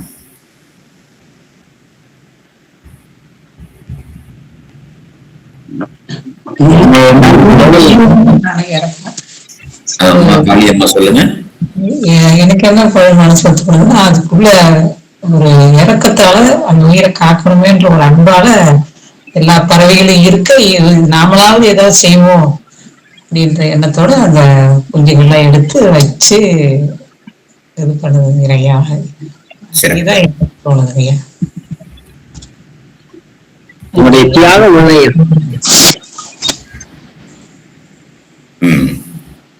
என்ன அப்படின்னு கேட்டீங்கன்னா, அன்பு அப்படிங்கிற ஒரு நிலையில இந்த ஜீவன் இருக்குது. அன்பே சிவம். இந்த ஆற்றல் அன்பா இருக்குது. அது அருளா மாறணும். ஏன்னா அந்த ஜீவனே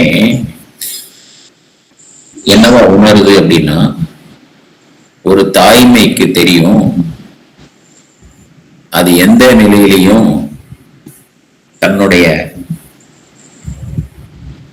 நிலையிலிருந்து எப்பவுமே அது மாறாது. என்ன மாறாது?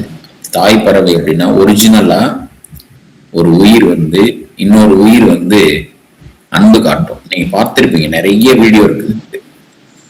ஒரு சிறு குழந்தை மாடு, பெரிய மாடு இருக்கும், அது பெரிய முட்டும் யாரையாவது பார்த்து. ஆனா இந்த சிறு குழந்தைக்கு தடவி கொடுக்கும்.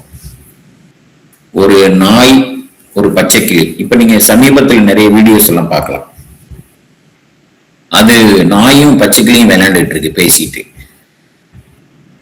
அன்பு அப்படிங்கிறது அது ஒரு மொழி, அது இறைவனுடைய மொழி. அந்த மொழி எங்கெல்லாம் சேருதோ அங்க ஒரு வேதியியல் மாற்றம் நடக்கும். அந்த மொழி அதுதான் தமிழ். அந்த தமிழ், அந்த அன்புங்கிறத வெளிப்படுத்துன்னு வச்சுக்கோங்க. தமிழ்ங்கிறது ஒரு பக்கம் வச்சுக்கோங்க. நம்ம உணர்வுல அந்த அன்புங்கிறத எப்பவுமே உணர்ந்த நிலையில வச்சிருந்தோம் அப்படின்னா இந்த பேராற்றல் அங்க வேலை செய்யுது, வேதியியல் மாற்றத்தை ஏற்படுத்துது. அதுதான் சூடு, அதுதான் அக்னி. அந்த அன்பு நிறைந்த ஒரு செயல்களை செய்யும் போது அது அருள் செயல்களாக மாறுது. அங்கதான் சுத்த சூடு எத்தனை மடங்கு. ஸ்ரீனிவாசன் ஐயா நீங்க சொல்லுங்க, சரியா சொல்லுவீங்க. நீங்க எத்தனை கோடி சூரிய பிரகாசம்? ஐயா, அன்புதான் எல்லாத்துக்குமே காரணமா இருக்கியா? அந்த அன்பு, அதான் அன்பெனும் பிடியில் அகப்படும் மலையே. அதாவது அந்த அமுது, அன்பெனும் கரத்த மர அமுதுன்றாங்க. அது அன்புதான் சூரிய கோடி பிரகாசம் எல்லாமே. அதுதான். ஆமா, எத்தனை சூரியன் அந்த பிரகாசமா வர்றதுக்கு என்ன காரணம்னா அந்த பிரகாசமா இருக்கிறது அந்த ஒளி பொருளும் அந்த அதிர்வு நிலையை ஏற்படுத்தக்கூடிய அந்த பொருளும் இது அன்பாதான் இருக்குது. அன்பே சிவம். அது அன்பு உருவமா இருக்குது. நம்ம பாடல்களை, திருவருட்பா பாடல்ல அது அன்பு உருவமா இருக்குது. இதுக்கென்று தனி வடிவம் கிடையாது. அது பேரொளியாக இருக்குது. அன்புருவாம் பரசிவமே. அந்த அன்புதான் இந்த பறவைக்குள்ளரையும் அந்த பறவைக்குள்ள இருந்தது. இது ரெண்டும் சேரும் பொழுது இந்த உயிர்கள் காக்கப்படும்.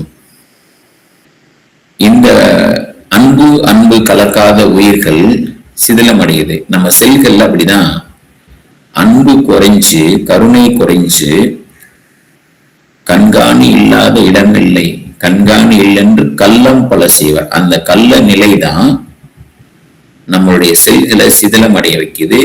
அந்த பெருக்கம் அதிகமாகும் பொழுது நமக்கு நோய் வருது. அதுக்கு பிறகு அது நம்மளுடைய சாகக்கூடிய நிலை கொண்டு போயிருது.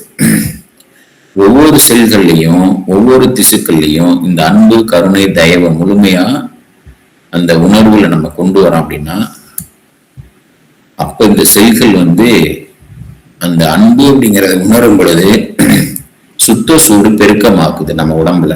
செல்கள் அடுத்தடுத்து அதை டூப்ளிகேட் பண்ணுது. அது அதிகமாக அதிகமாக அதிகமாக நான் அப்படிங்கிற அந்த மனம் கரைந்து கரைந்து கரைந்து மனம் இறந்து போகக்கூடிய ஒரு நிலை வரும் பொழுது நாம் அந்த இறை ஆற்றலாகவே மாறிவிடுகிறோம். இந்த வேதியியல் மாற்றத்தை தான் வள்ளல் பெருமானார் செஞ்சார். இந்த செல்கள்ல மாறுது.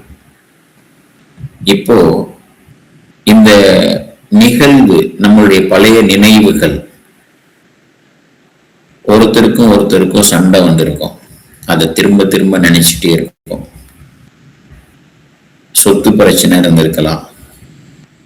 இப்போ உங்களுக்கு எல்லாம் தெரியும், கிராமங்கள்ல தாய் மாமனை என்ன மதிக்கல, எனக்கு முதல்ல அழைப்புதல் கொடுக்கல, இது மாதிரி அவங்களுடைய நிலையில வேலை செய்யும். இப்ப ஒரு நிகழ்வுகள்னா என்ன முன்னிறுத்தி இதை செய்யல, இதெல்லாம் என்ன வெளிப்பாடுன்னா அகங்காரத்தின் வெளிப்பாடு. பொருளாதாரத்தை பெருசா வச்சிருக்கிறவங்க பொருள் நிறைய சேர்ந்துருச்சுங்கிற போது அதுக்கு தகுந்த ஒரு அகங்காரம் வரும். திறமையா செயல்படுறேன் அப்படின்ற போது அவங்களுக்குன்னு ஒரு அகங்காரத்தை உண்டு பண்ணும். இதெல்லாம் இந்த மாயையினுடைய வேலை. மாயையினுடைய ஒரு பகுதி நம்ம உடம்புல எப்பவுமே செயல்பட்டு இருக்கு. அதான் மனம். மனம்ல நல்ல தன்மையாக மாற்றிவிட்டால் அறிவோடு பொருந்தும். மனதை இந்த மாயையோடு அகங்காரம், நான் என்ற அகங்காரம், பொய், களவு, சூது, கண்காணி இல்லாத இடமே இல்லை தெரிஞ்சிருந்து படிச்சுட்டே இருந்தா கூட ஆனா ஒரு நிலையில நம்ம மனம் வந்து ஒரு கள்ள செயல்களை செஞ்சுக்கிட்டு தான் இருக்குது ஒவ்வொரு நாளும். நான் உட்பட எத்தனையோ பொய், எத்தனையோ தந்திரமான செயல்கள். இந்த செயல்கள் எங்கிருந்து வந்ததுங்கிறது ஏற்கனவே நம்ம இந்த நிகழ்வுல சொல்லியிருக்கோம். விலங்கினங்கள்ட்ட நமக்கு எப்படி வந்திருக்குங்கிறத. இந்த கள்ள செயல்கள் இருந்து விடுபடுவதற்கு அமைதியா இருந்து அந்த மனதை நீங்க கவனிச்சீங்கன்னா அது எப்படி செயல்படுது, அதை எங்க நம்ம கொண்டு போய் சேர்க்குதுங்கிறது தெரியும். அப்படி நீங்க செய்யல, அந்த உணர்வுக்குள்ளர உணர்ச்சி அப்படிங்கிற ஒரு நிலையை மனம் ஏற்படுத்துது.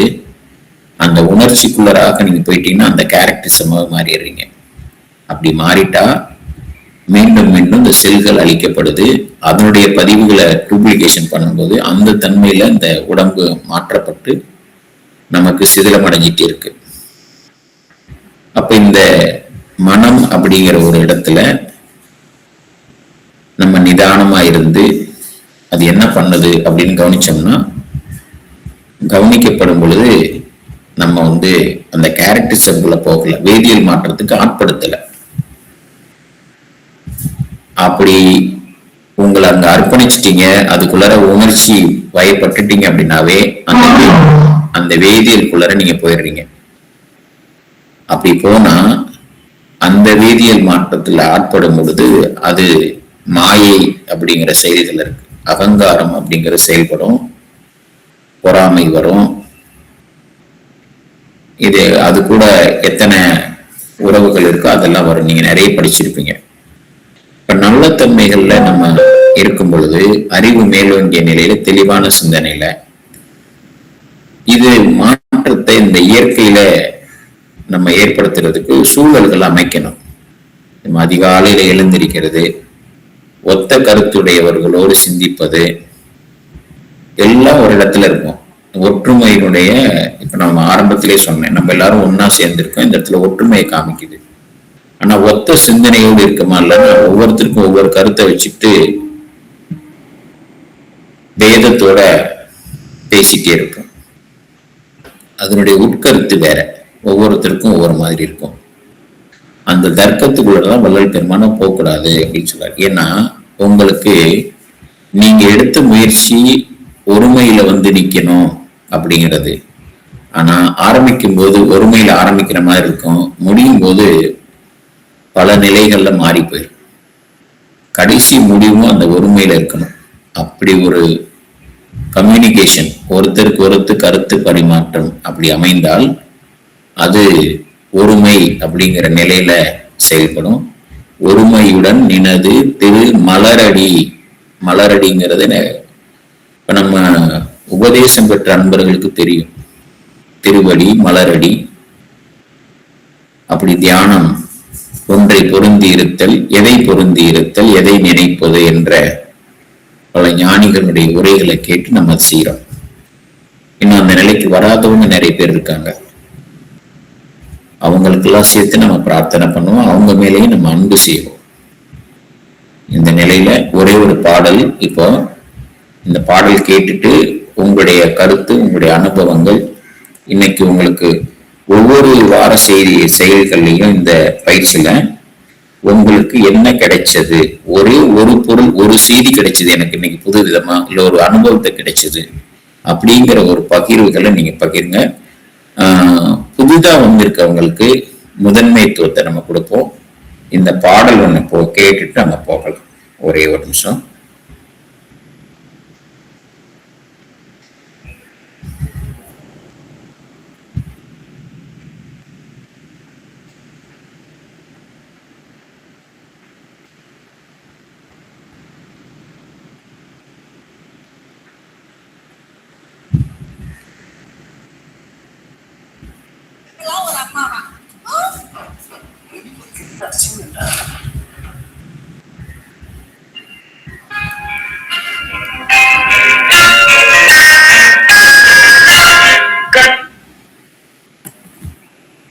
ஸ்ரீனிவாசன் ஐயா, சவுண்ட் சரியா இருக்கான்னு சொல்லுங்க,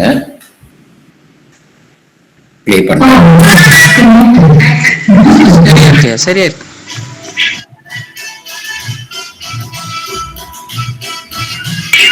இன்னும் கொஞ்சம்.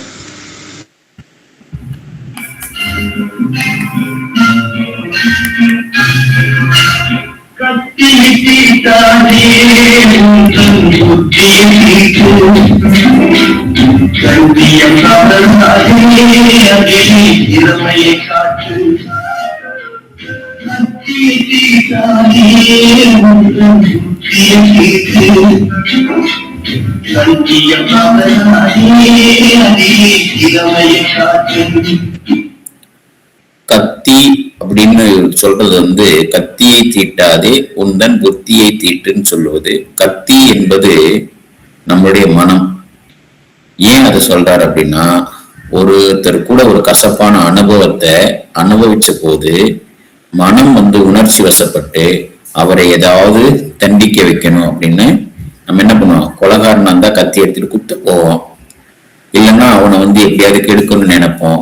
ஆக மொத்தத்துல அவனுடைய கெடுக்கக்கூடிய செயல்களை செய்வோம். அவனுடைய உயிர்ல அவனுக்கு ஒரு துன்பத்தை, அவனுடைய உடம்புல இப்படி ஏதோ ஒரு வகையில அவனுக்கு ஒரு துன்பத்தை கொடுக்கணும் அப்படின்னு நினைக்கிறது அந்த கத்தி அப்படின்னு. அது நம்ம மனம் அப்படி செயல்படுது அப்படின்னு. அந்த கத்தியை தீட்டி இன்னொருத்தர் துன்பப்படுத்தக்கூடிய செயல்களுக்கு பதிலாக உந்தன் புத்தியை தீட்டு அப்படின்னா அமைதியா இருந்து சிந்தி இந்த செயலை எப்படி மாற்றி அமைப்பது அப்படின்னு அந்த அறிவு பொருந்திய நிலைக்கு போறதுக்கு இந்த பாட்டு. அடுத்தது என்ன வருதுன்னு கவனிங்க, அப்புறமா முழுசா திரும்ப கேளுங்க.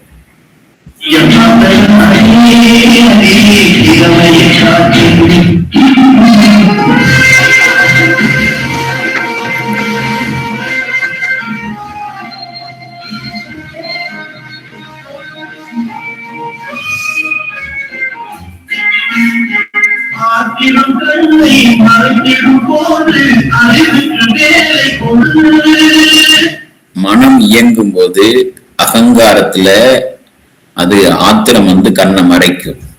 அப்படி நிலையில அமைதி கொண்டு அறிவுக்கு வேலை கொடுத்தா அது மாறி ஒரு செயல்களாக மாறும். இது உடம்புல ஒரு ரசாயன மாற்றத்தை ஏற்படுத்தும். அந்த அடிப்படையில தான் இந்த பாட்டு எழுதியிருக்கிறாங்க.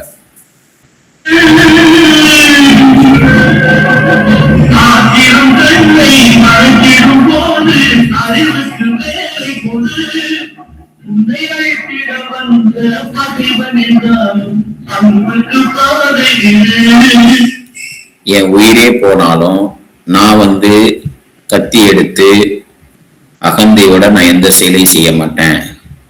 என்னை அழிக்க வந்த நிலையிலும், அதாவது அந்த பறவை வந்து நானே இறந்து போனாலும் இந்த 10 குஞ்சுகளை நான் காப்பாத்துவேன் அப்படிங்கிறது அன்பு செயல், அறிவு செயல். அப்படி செய்யும் போது அது மாறும். அதனுடைய வேதியியல் மாற்றம். மனம் அகங்காரம் கொண்டு நான் நல்லா இருக்கணும், மற்றவங்க அழிஞ்சு போயின்னு நினைக்கக்கூடிய செயல்கள்ல செய்யும் போது அது ஒரு வேதியியல் மாற்றத்தை ஏற்படுத்தும். அடுத்து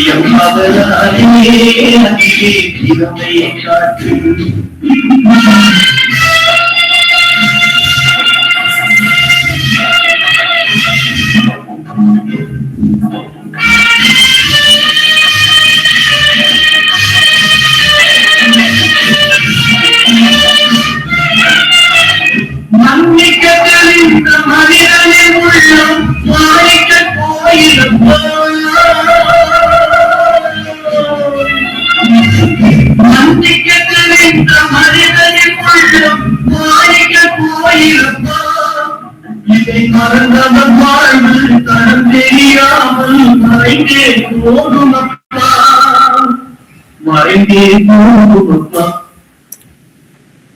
கத்திங்கிறது மனம் அறிவுக்கு வேலை கொடுக்கணும். அது இயற்கை ஆற்றலுக்கு வழி கொடுத்துட்டோம்னா அதுவே அதை பார்த்துக்கும். மன்னிக்க தெரிந்து ஏற்கனவே நடந்தாச்சு. ஏற்கனவே நம்ம ஜப்பானியர்களுடைய கதையை சொல்லியிருப்பேன். கார் விபத்து, அதுக்கப்புறம் அந்த விஷயத்த யாருடைய குற்றம் என்று பார்க்காமல் இருவரும் ஒன்று சேர்ந்து அடுத்த செயல்களுக்கு நண்பர்களாக செயல்படுவாங்க. இப்ப ஜப்பான்ல வாழ்வியல் முறை அப்படி அமைச்சு வச்சிருக்காங்க. நம்ம இங்க என்ன பண்ணுவோம், சண்டை போட்டுட்டு இருக்கோம். இப்போ ஏற்கனவே நடந்த கசப்பான அனுபவங்களை இதை மன்னிச்சுட்டு நம்ம அடுத்து போகணும். இது NLP ப்ரோக்ராம்ல நம்ம செல்களை மாத்தி அமைக்கக்கூடிய பெரிய பயிற்சி எல்லாம் இருக்கு. இதுதான் வள்ளல் பெருமானார் எல்லாத்தையும் ஒரு காதுல இருக்கிற கடுக்கனை ஒருத்தர் எடுக்கும்போது இந்த பக்கம் திரும்பி படுக்கிறார். ஏன்னா ஒண்ணு எடுத்துட்டு போறோம், பிறகு இது மேலேயே அவனுடைய கவனம் இருக்கும். திரும்பவும் திருடணும்னு நினைப்பான். அந்த எண்ணத்தை அவனுக்கு வளர்க்கறதுக்கு பதில் அந்த இதையும் எடுத்துட்டு போய் திரும்பி படுத்தார். இப்ப எல்லாமே அந்த ஒரு சூழல் அமையுது அப்படின்னாலும் அவங்க என்ன செஞ்சாங்க ஞானிகள்? அன்னை தெரசா பிற உயிர்களுக்காக யாசகம் கேட்க கடை வீதிக்கு போறாங்க. போய் கை நீட்டுறாங்க. ஒருத்தர் காரி துப்புறாரு. ஐயா இது எனக்கு, நான் அவங்களுக்காக கேட்க வந்தேன், அவங்களுக்கு நீங்க ஏதாவது கொடுங்க கேட்கிறாங்க. இதெல்லாம் படிக்கிறோம், செய்யறோம். ஆனா அன்றாட செயல்கள்ல நமக்குள்ளர நம்ம மனம் அந்த வினைப்பதிவு திரைகளாக நம்ம அறிவை எப்படி மறைச்சு செயல்படுது, இந்த இடத்துல இருந்து வெளிப்படுவது எப்படி அப்படிங்கிற இந்த உணர்வு, உண்மை உணர்வை உணரக்கூடிய பயிற்சி தான் இந்த பயிற்சி. இதுல நம்ம மனம் தெளிவடையும். நம்ம மனம் தெளிவடையும் போது நல்ல செல்களாக மாற்றி அமைக்கப்படுது. செல்கள் புதுப்பிக்கப்படுது.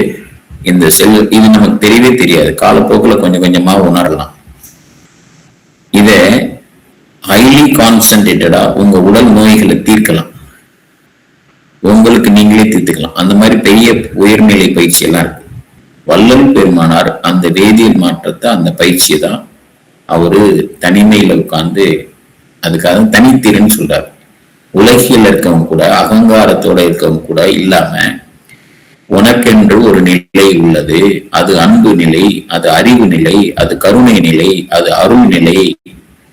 இந்த நிலையில் நீ தனித்திரு அப்படின்னு சொல்லியிருக்கிறார். நீங்கள் அவங்க தனித்து யாரு அன்பு கருணை நிறைந்தவர்களாக இருக்கிறார்களோ அவர்களைத்தான் அவர் அகவினத்தார் என்று குறிப்பிடுகிறார். நீங்கள் அகவினத்தார் என்றால் உலக உயிர்கள் மீது அன்பு கொண்டும், நீங்கள் அன்பு நிறைந்தவர்களாகவும், அன்பே சிவம் என்ற அந்த சிவத்தில், சிவம் எப்படி இருக்கு, ஈர்ப்பாற்றலா இருக்குது. உணர்ச்சி நிலைக்கு போறவங்க மனதுல செயல்படுறாங்க. உணர்வு நிலையில இருக்கவங்க அறிவுல செயல்படுறாங்க. உங்க என்ன அலைச்சொல், அதான் மனம் வெறி சூழல்கள் எல்லாம் அறுத்து அருள் நிலை நிரப்பி அருட்பெருஞ்சொல்லின்னு சொல்றாரு. வீடுகள் தோறும் விதிமீறி விலங்கு அப்படிங்கிறது நம்ம வீடுங்க இருந்து உடம்புக்கு ஒரு ஒழுக்கத்தை சொல்றாரு. அந்த ஒழுக்கம் எப்படி இருக்கணும், அன்பு நிறைந்ததா இருக்கணும், கருணை நிறைந்ததா இருக்கணும், அது அறிவு நிறைந்ததா இருக்கணும். அறிவினால் ஆக்குவதுண்டோ பிரிதின் நோய் தன்னோய் போல் போற்றாக்கடைன்னு வள்ளுவர் பெருமான் சொல்றாரு. இல்லறத்துல முதல்ல ஈடுபடும் போதே பத்திரிகையில் அடிக்கிறாங்க, அன்பும் அறனும் உடைத்தாயின் இல்வாழ்க்கை பண்பும் பயனும் அது. நம்மளுடைய இல்வாழ்க்கை என்ன பண்பா இருக்கணும், என்ன பயனா இருக்கணும், அதை சிந்திக்கணும். அது என்ன அன்பு, அன்பும் அறனும் அங்க இருக்குதுன்னா அன்பு இங்க பண்பா மாறணும். அப்புறம் அறம் தான் பயனா மாறுது. இந்த வாழ்க்கையினுடைய பயன் அறத்தால வாழணும், அதுதான் பயனாக மாறும். இறைவனை உணரணும், அந்த இயற்கையோட கலக்கணும். சரி, இப்போ உங்களுடைய இன்றைக்கு என்ன செய்தி கிடைச்சது, உங்களுடைய அனுபவங்களை நீங்க பகிர்ந்துட்டு நம்ம நிகழ்ச்சியை நிறைவு செஞ்சிடலாம். இன்னைக்கு கொஞ்சம் 5:30 5:40 நம்ம பண்ணோம், கூடுதலா கொஞ்சம் நேரம் எடுத்துக்கிட்டோம்.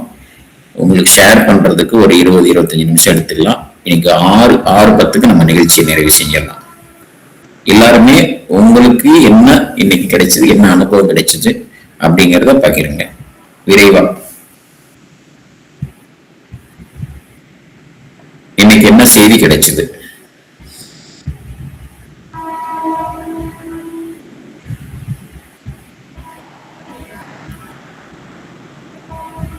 யாருக்குமே எதுவும் கிடைக்கலையா? அற்பஞ்சொலி அற்பஞ்சொலி அற்பஞ்சொலி தனிப்பெரும் கருணை அற்புறுத்தொலி. வணக்கம் ஐயா. அனைவர் திருவுடைக்கு தயவான வந்தனங்க ஐயா. அடியன் ராஜேந்திரன் சென்னையில இருந்து பேசுற ஈஸியார் இருந்து. அடியனுக்கு என்ன அனுபவம்னா, மனம் அமைதியாகிறதுக்கு நீங்க பயிற்சி எல்லாம் கொடுத்தீங்க, ரொம்ப சந்தோஷமா இருந்தது. அப்புறம் நெக்ஸ்ட் அன்பு பெருகணும்ன்றது ரொம்ப இம்பார்ட்டன்டா சொன்னீங்க. அன்புதான் எல்லாத்துக்கும் ஒரு காரணம் அப்படின்றது. அது மனதை எப்படி செம்மைப்படுத்திக்கணும், மனதை நம்ம ஒரு கண்ட்ரோல்ல வச்சிட்டோம்னா, கோபம் வந்தாலும் அந்த கோபத்தை கண்ட்ரோல் பண்றது மனம்தான். மனதை நம்ம செம்மைப்படுத்திட்டோம்னா, கோபம் வந்தா கூட அது யாரோ ஒருத்தவங்க நடுவில் போறாங்க, டே என்னடா ஓரம் போடா அப்படின்னு சொன்னா கூட சரி சொல்லிட்டு போட்டோமே அப்படின்னு விட்டுட்டு போயிட்டு அவன் வாக்குவாதம் பண்ணாம விட்டுட்டோம்னா அவன் போயிடுவான், எதுவும் பேசாம போயிடுவான். நம்மளுக்கும் அந்த எண்ணம் வராம ஒரு நிலைக்கு வந்துருவோம். அப்ப அந்த எண்ணம், அந்த கோபம் வர்றதுக்கு காரணம் மனசுதான். மனம் செம்மை ஆயிட்டோம்னா இதெல்லாம் கிடைக்கும் அப்படின்ற மாதிரி ஒரு இது தோடிச்சு. அப்புறம் இந்த அன்பு புரியிட்டா அப்புறம் திட்டினா என்ன, வீட்டுல அம்மா திட்டுறாங்க, எப்படி பேசுவாங்க, அப்ப அவங்க சொல்றதுல நம்ம ஏத்துக்கிறோம். ஆனா வெளியில யாராவது சின்ன வார்த்தை சொன்னா கூட டக்குன்னு நம்ம கோவப்படுறோம். அப்ப அன்பு அதிகமா இல்லாதால அவங்க மேல நம்ம கோவப்படுறோம். அது அந்த அன்பு தான் இந்த தாய்ப்பறவை தன்னோட குஞ்சு கிடையாது, ஆனா வேற ஒரு குஞ்சு தான். ஆனா அது காப்பாத்தணும்ன்ற ஒரு முயற்சி எடுத்தது இல்லையா, அந்த முயற்சி தான் அன்பு. அந்த அன்பாலதான் அது இறைவன் அந்த உயிர்களையும் எல்லாத்தையும் காப்பாத்தி இருக்கிறாரு. அன்பு பெருக சொந்த உஷ்ணம் பெருகுன்னு ஐயா சொல்லியிருக்கிறாரு இல்லையா. அன்பனும் பிடிகளும் இறைவன் பாட்டும் சொல்லிட்டீங்க. அதுதான் அடி எனக்கு தோணுச்சுங்க. ரொம்ப நன்றிங்க. சிறப்புங்கய்யா, சிறப்புங்கய்யா, சிறப்புங்கய்யா.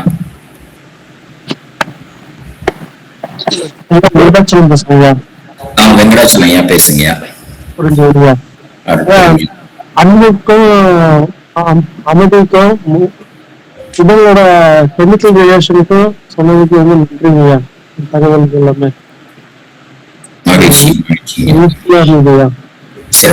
உடம்புதான் கெமிக்கல் ரிலேஷன் உண்டாக்குன்னு சொன்னதுக்கு நன்றிங்கய்யா. தயவுங்கய்யா, நன்றி. நன்றிங்க ஐயா. வணக்கம் ஐயா. சேகர் பேசுறேன். வணக்கம் ஐயா, சேகர் ஐயா. ஐயா, முதல்ல சொன்னீங்க நடுநிலையில இருக்கணும், வாழ்வியல் முறைதான் உடல் உபாதைகள்ங்க. அதுக்காக நம்ம இந்த வகுப்பு வாழ்வியல் முறையை மாற்றுறதுக்காக தான். ரொம்ப சிறப்பா இருக்குது. அப்புறமா அந்த ஒருமை ஒற்றுமை அதை பத்தி சிறப்பா சொல்லிருந்தீங்க. சிறப்புங்க. கடைசியில இந்த கத்தி தீட்டாரு புத்தி பாட்டை போட்டு ரொம்ப சிறப்பா இருந்தது. எல்லாம் நல்லா சிறப்பா இருந்தது. மகிழ்ச்சிங்க, நன்றிங்க, சிறப்பு. தயவுங்கய்யா. ஐயா வணக்கங்கய்யா, நான் அருள்மொழி பேசுறேன். வணக்கம்மா. சிறப்பா இருந்தீங்கய்யா உங்க பேச்சு, எடுத்துக்காட்டு. இவரு திருமூலர் சொன்னதையும் மற்ற அன்பின் பெருமையும், அன்பே சிவம், இறைவனையே சிவத்தையே அன்பே சிவம் சொல்றேன். அந்த மாதிரி எல்லா இடத்துக்கா ஒரு பக்கம் திரும்பி படுத்து மறுபக்கம் இருக்க பொருளையும் கழட்டும் போற மாதிரி வச்சாங்க. அது மாதிரி காரணங்களையும் சொல்லி இந்த அன்பு தான் எல்லாத்துக்கும் சிறந்தது. அன்பு இருந்த என்பிலதனை வெயில் போல் காயுமே, அன்புலதனை அறம் சொல்றாங்க திருக்குறள்ல. அது மாதிரி அன்பு இல்லாத உயிர் எதுவுமே இல்லை. அன்பினால எல்லாமே சாதிக்கும் இல்லைங்களா. அதை சிறப்பாக பல உதாரணங்களை காட்டி எடுத்து காட்டி சொல்லியிருக்கீங்க. ரொம்ப சிறப்பு. மறுபடியும் வழக்கு இழிஞ்சுக்கிட்டே இருந்தீங்க, சிட்டம் கட்டிடும் இல்லைங்களா. அந்த சிட்டத்தை அந்த எல்லாருக்குமே எல்லாமே தெரிஞ்சதுதான். அத சிட்டத்தை நீக்கி மறுபடியும் நம்ம புத்தொலி வர வர்றதுக்காக உங்களுடைய நல்ல பயன் தரும் மாதிரி இருந்தது. ரொம்ப நன்றி சார். மகிழ்ச்சி மகிழ்ச்சிமா. நீங்க அந்த நிகழ்ச்சியில வந்து கலந்துகிட்டது எனக்கு ரொம்ப சந்தோஷம். சிவாயிருந்து சிவாயிருந்து நல்லது. மகிழ்ச்சிமா. நன்றிங்க. நன்றிங்க.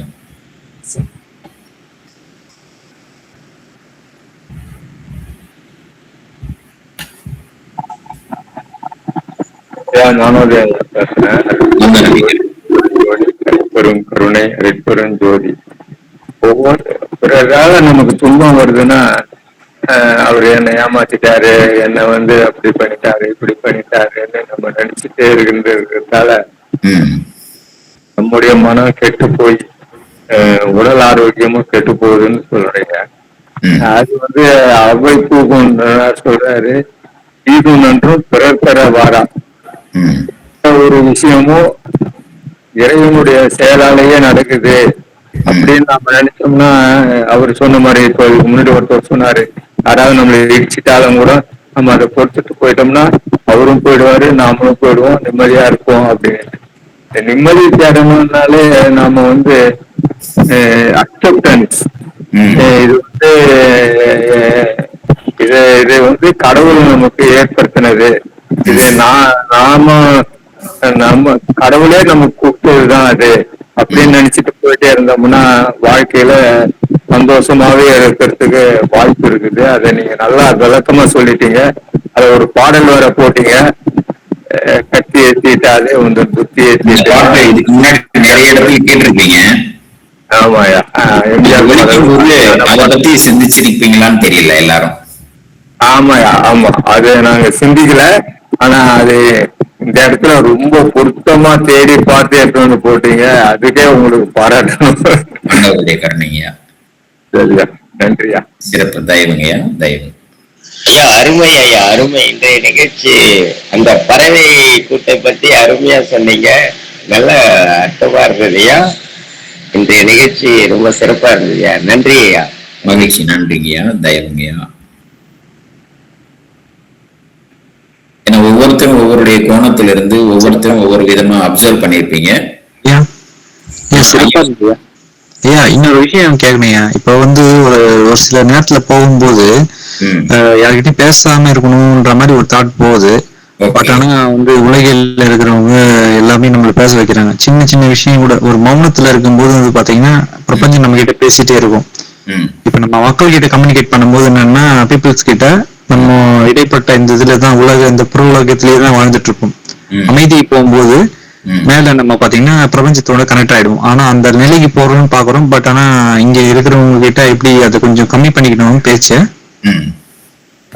இல்ல, நான் சொல்றேன். இது எப்படின்னா, நீங்க வந்து சைக்கிள் ஓட்ட கத்துக்கிறீங்க. முதல்ல என்ன பண்ணுவீங்க, கால் எடுத்து உள்ள குரங்கு குடல் போற மாதிரி உள்ள விடுவீங்க, கீழே விழுந்துருவீங்க, வேற ஒருத்தர் பிடிச்சுக்குவாங்க. அந்த பேலன்ஸ் கிடைக்கிற வரைக்கும் அந்த தடுமாற்றம் இருந்துகிட்டே இருக்கும். இது என்ன பொருள் அப்படின்னா, ஒரு சைக்கிளை இயக்குவதனுடைய நுட்பத்தை உங்க மனதுல பதிய வைக்கிறீங்க, ஒரு ப்ரோக்ராம் பண்றீங்க. அந்த ப்ரோக்ராம் பதியாத வரைக்கும் அந்த செயல் வடிவத்துக்கு வராது. இப்போ அது சைக்கிள் ஓட்டுவதற்கு உண்டான ஒரு பயிற்சி. இப்போ ஒருத்தருக்கு ட்ரெயின் ஓட்டுறதுக்கு ஒரு பயிற்சி, ஒரு விமானம் ஓட்டுறதுக்கு ஒரு பயிற்சி, இப்படி எல்லாத்துக்கும் பயிற்சி இருக்குது. இப்ப கம்ப்யூட்டரை இயக்குவதற்கு ஒரு பயிற்சி. அது மாதிரி நமக்கு என்ன தேவையோ அந்த தேவைக்கு ஒரு பயிற்சியை வந்து ஒரு பதிவை உள்ளுக்குள்ள ஏற்படுத்தணும்னா அது அப்புறம் தானாகவே செயலாக்குது. இப்ப நீங்க கார் ஓட்ட கத்துக்கிட்டீங்க, இப்ப கார் ஓட்டுறீங்க. ஒருத்தர் பக்கத்துல உட்காந்து பேசிட்டே இருந்தா கூட உங்க மனமும் அங்க அறிவும் செயல்படுது. ஆனாலும் நீங்க வாகனமும் ஓட்டிகிட்டே இருக்கிறீங்க. அந்த ப்ரோக்ராம் அங்க ஏற்கனவே பதிய வச்சுட்டீங்க, அது இப்ப இயக்கத்துல இருக்குது. இப்ப நீங்க வந்து சார்ட்டர்ட் அக்கௌண்டண்டா படிச்சுட்டீங்க. இப்போ உங்க உடல் மனம் எப்பொழுதும் அதனுடைய சிந்தனை அந்த செயல்கள்ல போயிடுது. சார்ட்டர்ட் அக்கௌண்டண்டா அட்வொகேட்டுங்கிற ஒரு ப்ரோக்ராம் உள்ள போட்டீங்கன்னா அதுவா மாறிடலாம். அது மாதிரி நல்ல தன்மையில இந்த அன்புதான் சிவம் அப்படின்னு ஒரு ப்ரோக்ராம் உள்ள போட்டு ரெடி பண்ணிட்டீங்கன்னா இந்த செல்கள் அதுக்கேற்ற மாதிரி என்சைம்கள் மாறி செல்கள் அணுக்கள்லாம் மாற்றமாகுது. வள்ளல் பெருமானார் அதான் செஞ்சார். இதான் சாகா கல்வின்னு சொல்லியிருக்கிறார். இந்த கல்விக்கு நீங்க வந்து முக்கியத்துவம் கொடுத்து அந்த தன்மையில செயல்படணும். அதுக்கு இலக்கணமா நம்ம நடக்கணும், நம்ம செயல்களை மாத்தி அமைச்சுக்கணும். இப்போ அன்றாட வாழ்க்கையில ஒரு விஷயத்த சொல்றேன். நான் இன்னைக்கு அலுவலகத்துக்கு போறேன், மேனேஜர் இந்த கேள்வியெல்லாம் கேட்பாரு. ஆனா அவர் கேட்கும்போது சில விகற்பங்கள் வரலாம், ஒரு கட்டுப்பாடா இருக்கும்னு நினைப்போம். ஆனா அங்க போனா நம்மளை தாண்டி வந்துடும். ஏன்னா ஏற்கனவே போட்டிருக்க பதிவு அது வெளிப்படுது. இப்ப நான் என்ன பண்ணணும் அப்படின்னா, இந்த மாதிரி ஒரு அமைதியா, நிறைய பேர் இந்த நுட்பம் தான் நம்ம இன்னும் முழுசா கத்துக்கல. இப்ப நான் என்ன செய்வேன் அப்படின்னா, உட்கார்ந்து இன்னைக்கு என்னுடைய அலுவலக பணிகள் இப்படி எல்லாம் இருக்கும், இதையெல்லாம் தாண்டி வேற சில விதத்துல என்னுடைய மனதையும் உடலையும் பாதிக்கிற செயல்கள் நடக்கும். ஆனா நான் அதை அனுமதிக்க கூடாது. ஆனா அந்த சூழ்நிலையை நான் எப்படி சமாளிப்பது அப்படின்னு ஒரு கற்பனையில எனக்குள்ள ஒரு வடிவத்தை ஏற்படுத்திக்கிறேன். நல்ல தன்மையில நான் ஒரு பதிவை ஏற்படுத்திக்கிறேன்.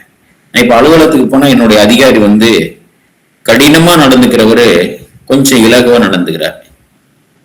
அது மாதிரிதான் அன்னை தெரசா போய் கையில கேட்கும்போது காரி துப்புனாங்க.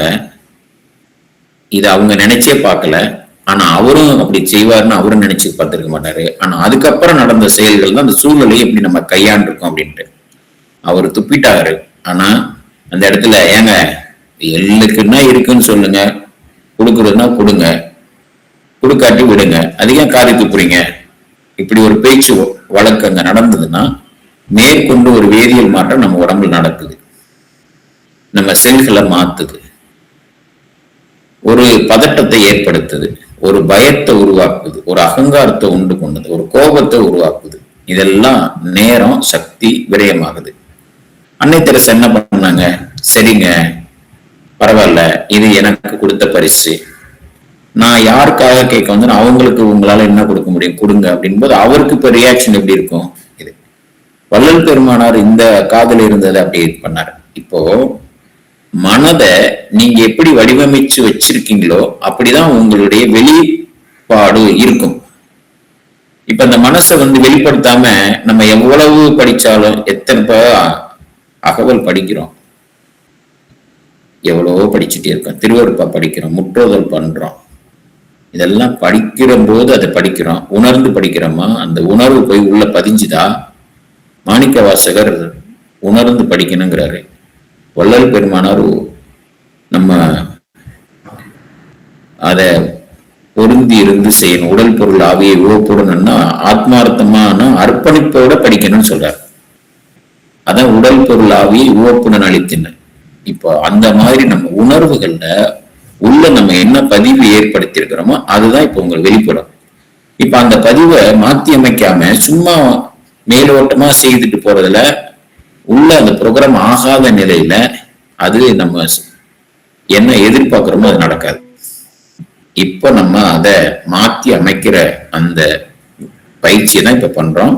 அததான் மனம் அது செம்மையானாலும் நம்ம கொடுத்துருக்குறாங்க. மனதை நம்ம அறிவோட பொருத்தி நமக்கு என்ன தேவையோ அதான் நோக்கம்னு சொல்றோம். உங்க அலுவலக பணிக்கு எப்படி வேணுமோ உங்க மனசு அதை ப்ரோக்ராம் பண்ணலாம். உங்களுடைய ஆன்மீக வாழ்க்கையில எப்படி ப்ரோக்ராம் பண்ணுமோ அப்படி பண்ணலாம். இதுதான் வள்ளல் பெருமானார் அகவல்ல எப்படி எவ்வுயிர் எண்ணின அவ்வுயிருக்கு அப்படி அளித்தருள் அருட்பெரும் ஜோதி, எங்கெங்கு இருந்துயிர் ஏதேது வேண்டினும் அங்கெங்கு இருந்தருள் அருட்பெரும் ஜோதின்னு சொல்லியிருக்கிறாரு. எந்தெந்த உயிரெல்லாம் எப்படி சுகம் பெறணும்னு நினைக்குதோ அப்படி கொடு.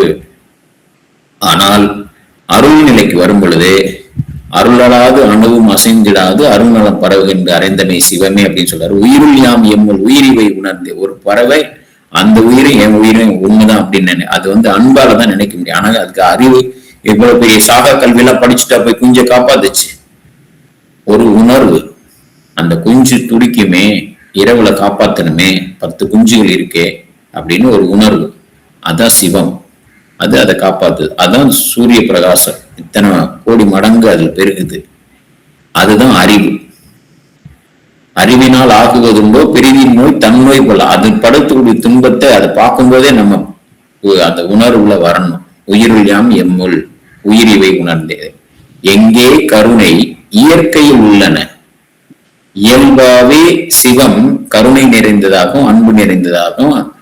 ஜீவன் வேறல்ல, சிவம் வேறல்ல. ஜீவன்கிறது நாம, சிவம்ங்கிறது இருப்பாற்றலா இருக்கக்கூடிய பேராற்றல். அது வேறல்ல, நம்ம வேறல்லன்னு. ஜீவன் வேறல்ல, சிவம் வேறல்ல. அன்பே சிவமா இருக்குது, சிவம்ங்கிறது அன்பாதான் இருக்குது அப்படின்னு இத்தனை சொல்லி நமக்கு ஏன் மனசுல பதியல அப்படின்னா, அதை பத்தி நினைக்கிறதே இல்லை. நம்மளுக்குன்னு ஒரு நோக்கம் வச்சுக்கவே இல்லை.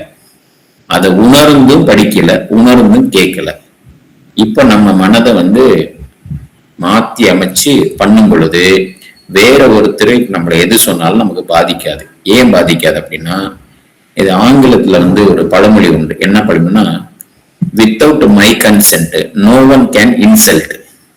என்ன ஒருத்தர் இன்சல்ட் பண்ணணும், அவமானப்படுத்தணும்னு நினைச்சா கூட என்னுடைய அனுமதி இன்றி எதுவும் நடக்காது. நான் அனுமதித்தாதான் எனக்கு இன்சல்ட். இதுக்கு புத்தருடைய வாழ்க்கையில ஒரு கதை சொல்லுவாங்க. நிறைய இடங்களுக்கு சொற்பொழிவுக்கெல்லாம் போவாங்க. எத்தனை பேர் அவரை இழிவா பேசுவாங்க, இவர் எடுத்துக்க மாட்டார். அவருடைய சீடர்கள் கேட்பாங்க, இப்ப அந்த நிகழ்ச்சியில உங்களுக்கு எல்லாம் இனிப்பு கொண்டு வந்து கொடுத்தாங்க, நீங்க எல்லாம் என்ன பண்ணீங்க? நாங்கெல்லாம் எடுத்துக்கிட்டோம். நான் என்ன பண்ணேன்? நான் எடுத்துக்கல. அவங்க கொடுக்கறது அவங்க விருப்பம், எடுத்துக்காது என் விருப்பம். இப்ப நான் எடுத்துக்கலைங்கிறதுனால நான் எடுக்காத அந்த இனிப்பு யாருக்கிட்ட போயிடுச்சு? அவருக்கே திரும்பி போயிடுச்சு. அப்படி இந்த உலகியல்ல எத்தனையோ இன்சல்ட் நடத்துற மாதிரி இருக்கலாம். ஆனா நம்மளுடைய கன்சென்ட் அங்க இருக்கா, நம்ம ஏற்றுக்கொள்ளக்கூடிய நிலை இருக்குதா அப்படிங்கறத பார்க்கணும். அதுதான் ஆங்கிலத்துல without my consent no one can insult. என்னை யாரும் அவமானப்படுத்த முடியாது என்னுடைய அனுமதியின்றி அப்படின்னு. உங்க மூளைகள்ல நல்ல பதிவுகளை ஏற்படுத்துற வரைக்கும், நல்ல தன்மையில அந்த பதிவுகளை ஏற்படுத்துற வரைக்கும் நம்முடைய மனம் உலகாயத்துல ஊரெல்லாம் சுத்த போகுது, எங்கெங்கயோ போகுது, இங்க போகுது அங்க போகுதுன்னு. இது கூட உயிரும் உடம்பும் பேசிக்கிடுச்சு. அது ஒரு கதை சொல்லிடுறேன். இப்போ ஒரு செகண்ட் தான். இந்த உடம்பு உயிர் பிரிஞ்ச பிறகு உயிரும் உடலும் பேசிக்குது. உயிர் கேக்குது, இந்த உடம்பு கொஞ்சம் கூட நன்றி கட்ட உடம்பா இருந்திருக்க நீ அப்படின்னு சொல்லுது. நான் என்ன நன்றி கெட்டேன்? ஏயா, இப்போ நீ வீட்டுல இருந்து சுடுகாட்டுக்கு வந்தியே, உன்னை கொண்டு இங்க சேர்க்கறதுக்கு எவ்வளவு செலவாயிருக்குன்னு நினைக்கிறேன்? சொல்றாங்க, இந்த மாதிரி ஒரு வண்டி, அதுக்கு இவ்வளவு செலவு, அதை ஓட்டுறதுக்கு இவ்வளவு செலவு. இதெல்லாம் ஒரு 10 நிமிஷம் வீட்டுல இருந்து 15 நிமிஷத்துல கொண்டு வந்து சேர்க்கிற ஒரு கிலோமீட்டர் 2 கிலோமீட்டருக்குள்ளதான் கொண்டு சேர்த்திருக்கிறாங்க. அதுக்கு ஒரு 10,000 20,000 வண்டிக்கெல்லாம் கொடுத்து ஆளுக்கு கொடுத்து செலவு பண்ணிருக்காங்க. இவ்வளவு செலவு நடந்திருக்கு. பிறந்ததுல இருந்து 60-70 வயசு வரைக்கும் உன்னை சுமந்துகிட்டே தெரிஞ்சேனே, என்னை பத்தி நீ ஏதாவது நினைச்சிட்டா? எனக்கு ஏதாவது இன்னைக்கு ஐயா எடுத்த கிளாஸ் ரொம்ப அற்புதமா, அதாவது உயிர் இறுக்கம், அன்பு, இததான் வச்சு அற்புதமா சொன்னாரு. அவரு மருத்துவர் மாதிரி இந்த மனநலத்துக்கு கன்சல்டேஷன் பண்ணுவாங்க. அந்த மாதிரி நம்ம மனத்தை எப்படி தூய்மைப்படுத்தணுன்றதுக்கான விளக்கங்கள் ரொம்ப அற்புதமா இருந்தது. அதுல அவர் சொன்ன கருத்து ஒருமை ஒற்றுமை ரெண்டுமே சொன்னாரு. அதாவது ஒருமையுடன் நின்றது, ஒற்றுமைன்றது எல்லாரும் சேர்ந்து பல கருத்துக்கள் நமக்கு இருக்கலாம். ஆனா அந்த ஒருமைன்னும் போது எல்லாமே ஒரே கருத்து, இறைவனை பற்றிய ஒரே விளக்கம் வரணும். அப்போ ஐயா ஒருத்தர் கேட்டாரு, அதாவது நான் தனிமையா இருக்கணும்னு ஐயா கூட இப்ப சொல்லும் போது ஐயா எக்ஸ்பிளைன் பண்ணாரு. அப்போ நம்ம என்ன பண்ணணும்? ஒருமையுடன் எனது திருமலை உத்தமரை. அப்ப ஐயா என்ன சொல்லியிருக்கேன்னா, சமாதி பழக்கம் தேவையில்ல, சகஜ பழக்கம். அப்போ எல்லாரும் நம்ம இறைவன் நேரடியா நம்ம கிட்ட தொடர்பு கொள்ள மாட்டாரு. நம்ம பாக்குறோம்ல, இப்ப சில பேர் பேசினாங்க, அவங்க கருத்தெல்லாம் சொன்னாங்கல்ல, அவங்க சொல்ற வார்த்தைகள் தான் இறைவன் சொல்ற வார்த்தை, அவங்களுடைய அனுபவம் தான் இறைவன் வார்த்தை. அப்போ ஒவ்வொருத்தருக்கும் ஒவ்வொரு மாதிரி அனுபவம் இருக்கும். அப்போ யாரையும் நம்ம ஒதுக்கிடக்கூடாது. இறைவன் அவர்கள் மூலமா தான் நமக்கு தெளிவு கொடுப்பாரு. நீங்க தனிமையில பார்த்தா அது ஏகாந்தமா இருக்கலாம், ஆனா முழுமையான விளக்கம் கிடைக்கவே கிடைக்காது. அப்போ சமாதி பழக்கம் தேவையில்லை, சகஜ பழக்கம் தான் தேவை. அதுதான் ரொம்ப அற்புதமா ஐயா நிறைய இந்த மனதை தூய்மைப்படுத்தி மனம் ஒற்றுமையா இருக்கணும், அதுக்காக தான விளக்கங்கள் தான் ஐயா அற்புதமா கொடுத்தாரு. அதுல அடிக்கடிமா ஐயா சொன்னது உள்ளம் பெருங்கோயில் ஊடுடம்பு. அதாவது நம்ம உடம்பு ரொம்ப, அந்த உடம்பு என்ன சொல்றது, உடம்பு ஆலயம், அந்த இறைவன் இருக்கக்கூடிய இடமா நம்ம உடம்ப தகுதி ஆக்கணும். அப்போ முதல்ல நம்ம உடம்ப நல்லா பாத்துக்கணும். அந்த உடம்பு பாத்துக்கினாதான் அந்த உள்ளம் கோயிலாக மாறக்கூடிய, இறைவன் அமரக்கூடிய இடமாக இருக்கக்கூடும் அப்படின்றதான் சொன்னாரு. அப்புறம் அந்த தந்தை அப்பா பத்தி சொன்னாரு. அதாவது பொன் வெள்ளி எல்லாமே இருக்கும், ஆனா அந்த குழந்தை நம்ம மனம் எது சிறப்புன்னு நினைச்சோமோ அததான் எப்படி என்கிறது இங்க எனக்கு அப்படி ஏற்பஞ்சு. அந்த குழந்தை பஞ்சு மிட்டாய் தான் பிடிக்கும். அப்ப இறைவன் அந்த பஞ்சு மிட்டாயில இருக்காரு, பொண்ணுலயும் இருக்காரு, வெளியிலயும் இருக்காரு, பஞ்சு மிட்டாயில இருக்காரு. நம்ம இறைவனை எப்படி வணங்குறோமோ, எப்படி நினைக்கிறோமோ, அப்படிதான் இறைவன் நமக்கு காட்சி தருவாரு அப்படின்றதுதான் ரொம்ப அற்புதமா நிறைய விளக்கங்கள் ஐயா கொடுத்தாரு. ரொம்ப சிறப்பா இருந்ததுயா. நன்றியா. அன்னை தெரேசா ஒரு முறை அவங்க இருப்பிடம் கல்கட்டால இருந்து மும்பை போறதுக்கு ஃபிளைட்ல போறாங்க. போறதுக்காக நம்ம ஏரோட்ராமுக்கு வந்துடுறாங்க. அந்த இடத்துல வந்துட்டு ஃபிளைட்டுக்கு இன்னும் 10 நிமிடம் தான் இருக்குது. ஃபிளைட்ல போறவங்க ஒரு 125 பேரும் அங்கதான் இருக்காங்க, கூடியிருக்காங்க. அப்போ அந்த விமானம் வந்து மழை காரணமாக அரை நாள் தாமதமாக போகணும் அறிவிப்பு வருது. இதை கேள்விப்பட்ட விமானத்துக்கு இருந்த அந்த 124 பேர்ல 123 பேர் ரொம்ப பதட்டம் அடைஞ்சு அந்த விமான நிலைய அதிகாரிகிட்ட போய் சண்டைக்கு போறாங்க. இந்த மாதிரி எல்லாம் பண்ணிட்டீங்களே, எங்களுக்கு நிறைய காரியங்கள்லாம் இருந்தது, திடீர்னு அரை நாள் லேட்டா வரும்னு சொல்லிட்டீங்களே அப்படின்னு சொல்லி பதட்டம் ஆயிட்டாங்க. இதை பார்த்துனே இந்த அன்னை தெரசா வந்து அங்க இருந்த ஒரு புக் செல்லுக்கு போறாங்க. நேரா போறாங்க, ஒரு புத்தகம் எடுக்கிறாங்க, ஓரமா போய் உட்காடுறாங்க, புத்தகம் படிக்க ஆரம்பிக்கிறாங்க. அந்த 125 பேர்ல அன்னை தெரசா 124வது ஆளு புத்தகம் எடுத்து படிக்க ஆரம்பிச்சிட்டாங்க. இதை 175வது ஒரு 13 வயசு ஒரு பெண் வந்து சின்ன குழந்தை பாக்குது. மேடம், என்ன மேம் நீங்க மட்டும் தனிமையில போயிட்டீங்க. அப்படி இல்லம்மா, இந்த இடத்துல நம்ம பதட்டப்படும்போது எந்த விதமான பிரயோஜனம் இல்லை. Accept the situation as it is சொன்னாங்க. இந்த சிச்சுவேஷனை நமதாக்கி அதை பயன்படுத்திக்கணும். நேரத்தை நம்ம வீணடிக்கூடாது. அறிவுபூர்வமா சிந்தனை செய்து நம்ம அந்த நேரத்தை பயனுள்ளதா ஆயிக்கணும். இது அன்னை தெரசாவுடைய ஒரு வாழ்க்கை சரித்திரத்துல இது இருக்குதுங்க.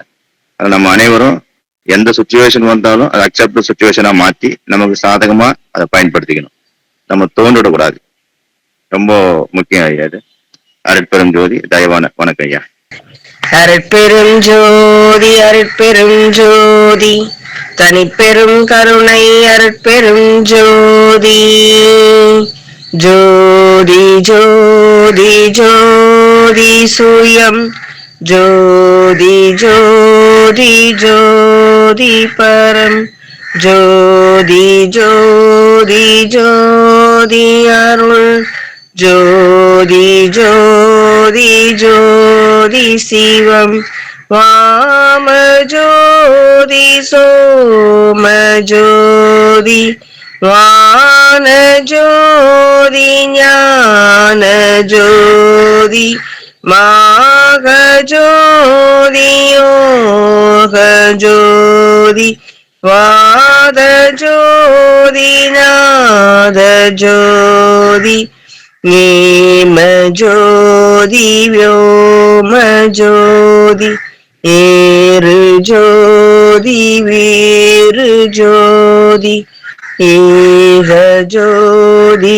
ஏக ஜோதி ஏக ஜோதி ஏக ஜோதி ஆதி நீதி வேதனே ஆடல் நீடு பாதனே வாதி ஞான போதனே வாழ்க வாழ்க நாதனே வாழ்க வாழ்க நாதனே வாழ்க வாழ்க நாதனே. அருட்பெரும் ஜோதி அருட்பெரும் ஜோதி தனிப்பெரும் கருணை அருட்பெரும் ஜோதி. எல்லா உயிர்களும் இன்புற்று வாழ்க, வள்ளல் மலரடி வாழ்க வாழ்க, கொல்லா நெறியே குவலயம் எல்லாம் ஓங்குக, எல்லா உயிர்களும் இன்புற்று வாழ்க. திருச்சிற்றம்பலம்.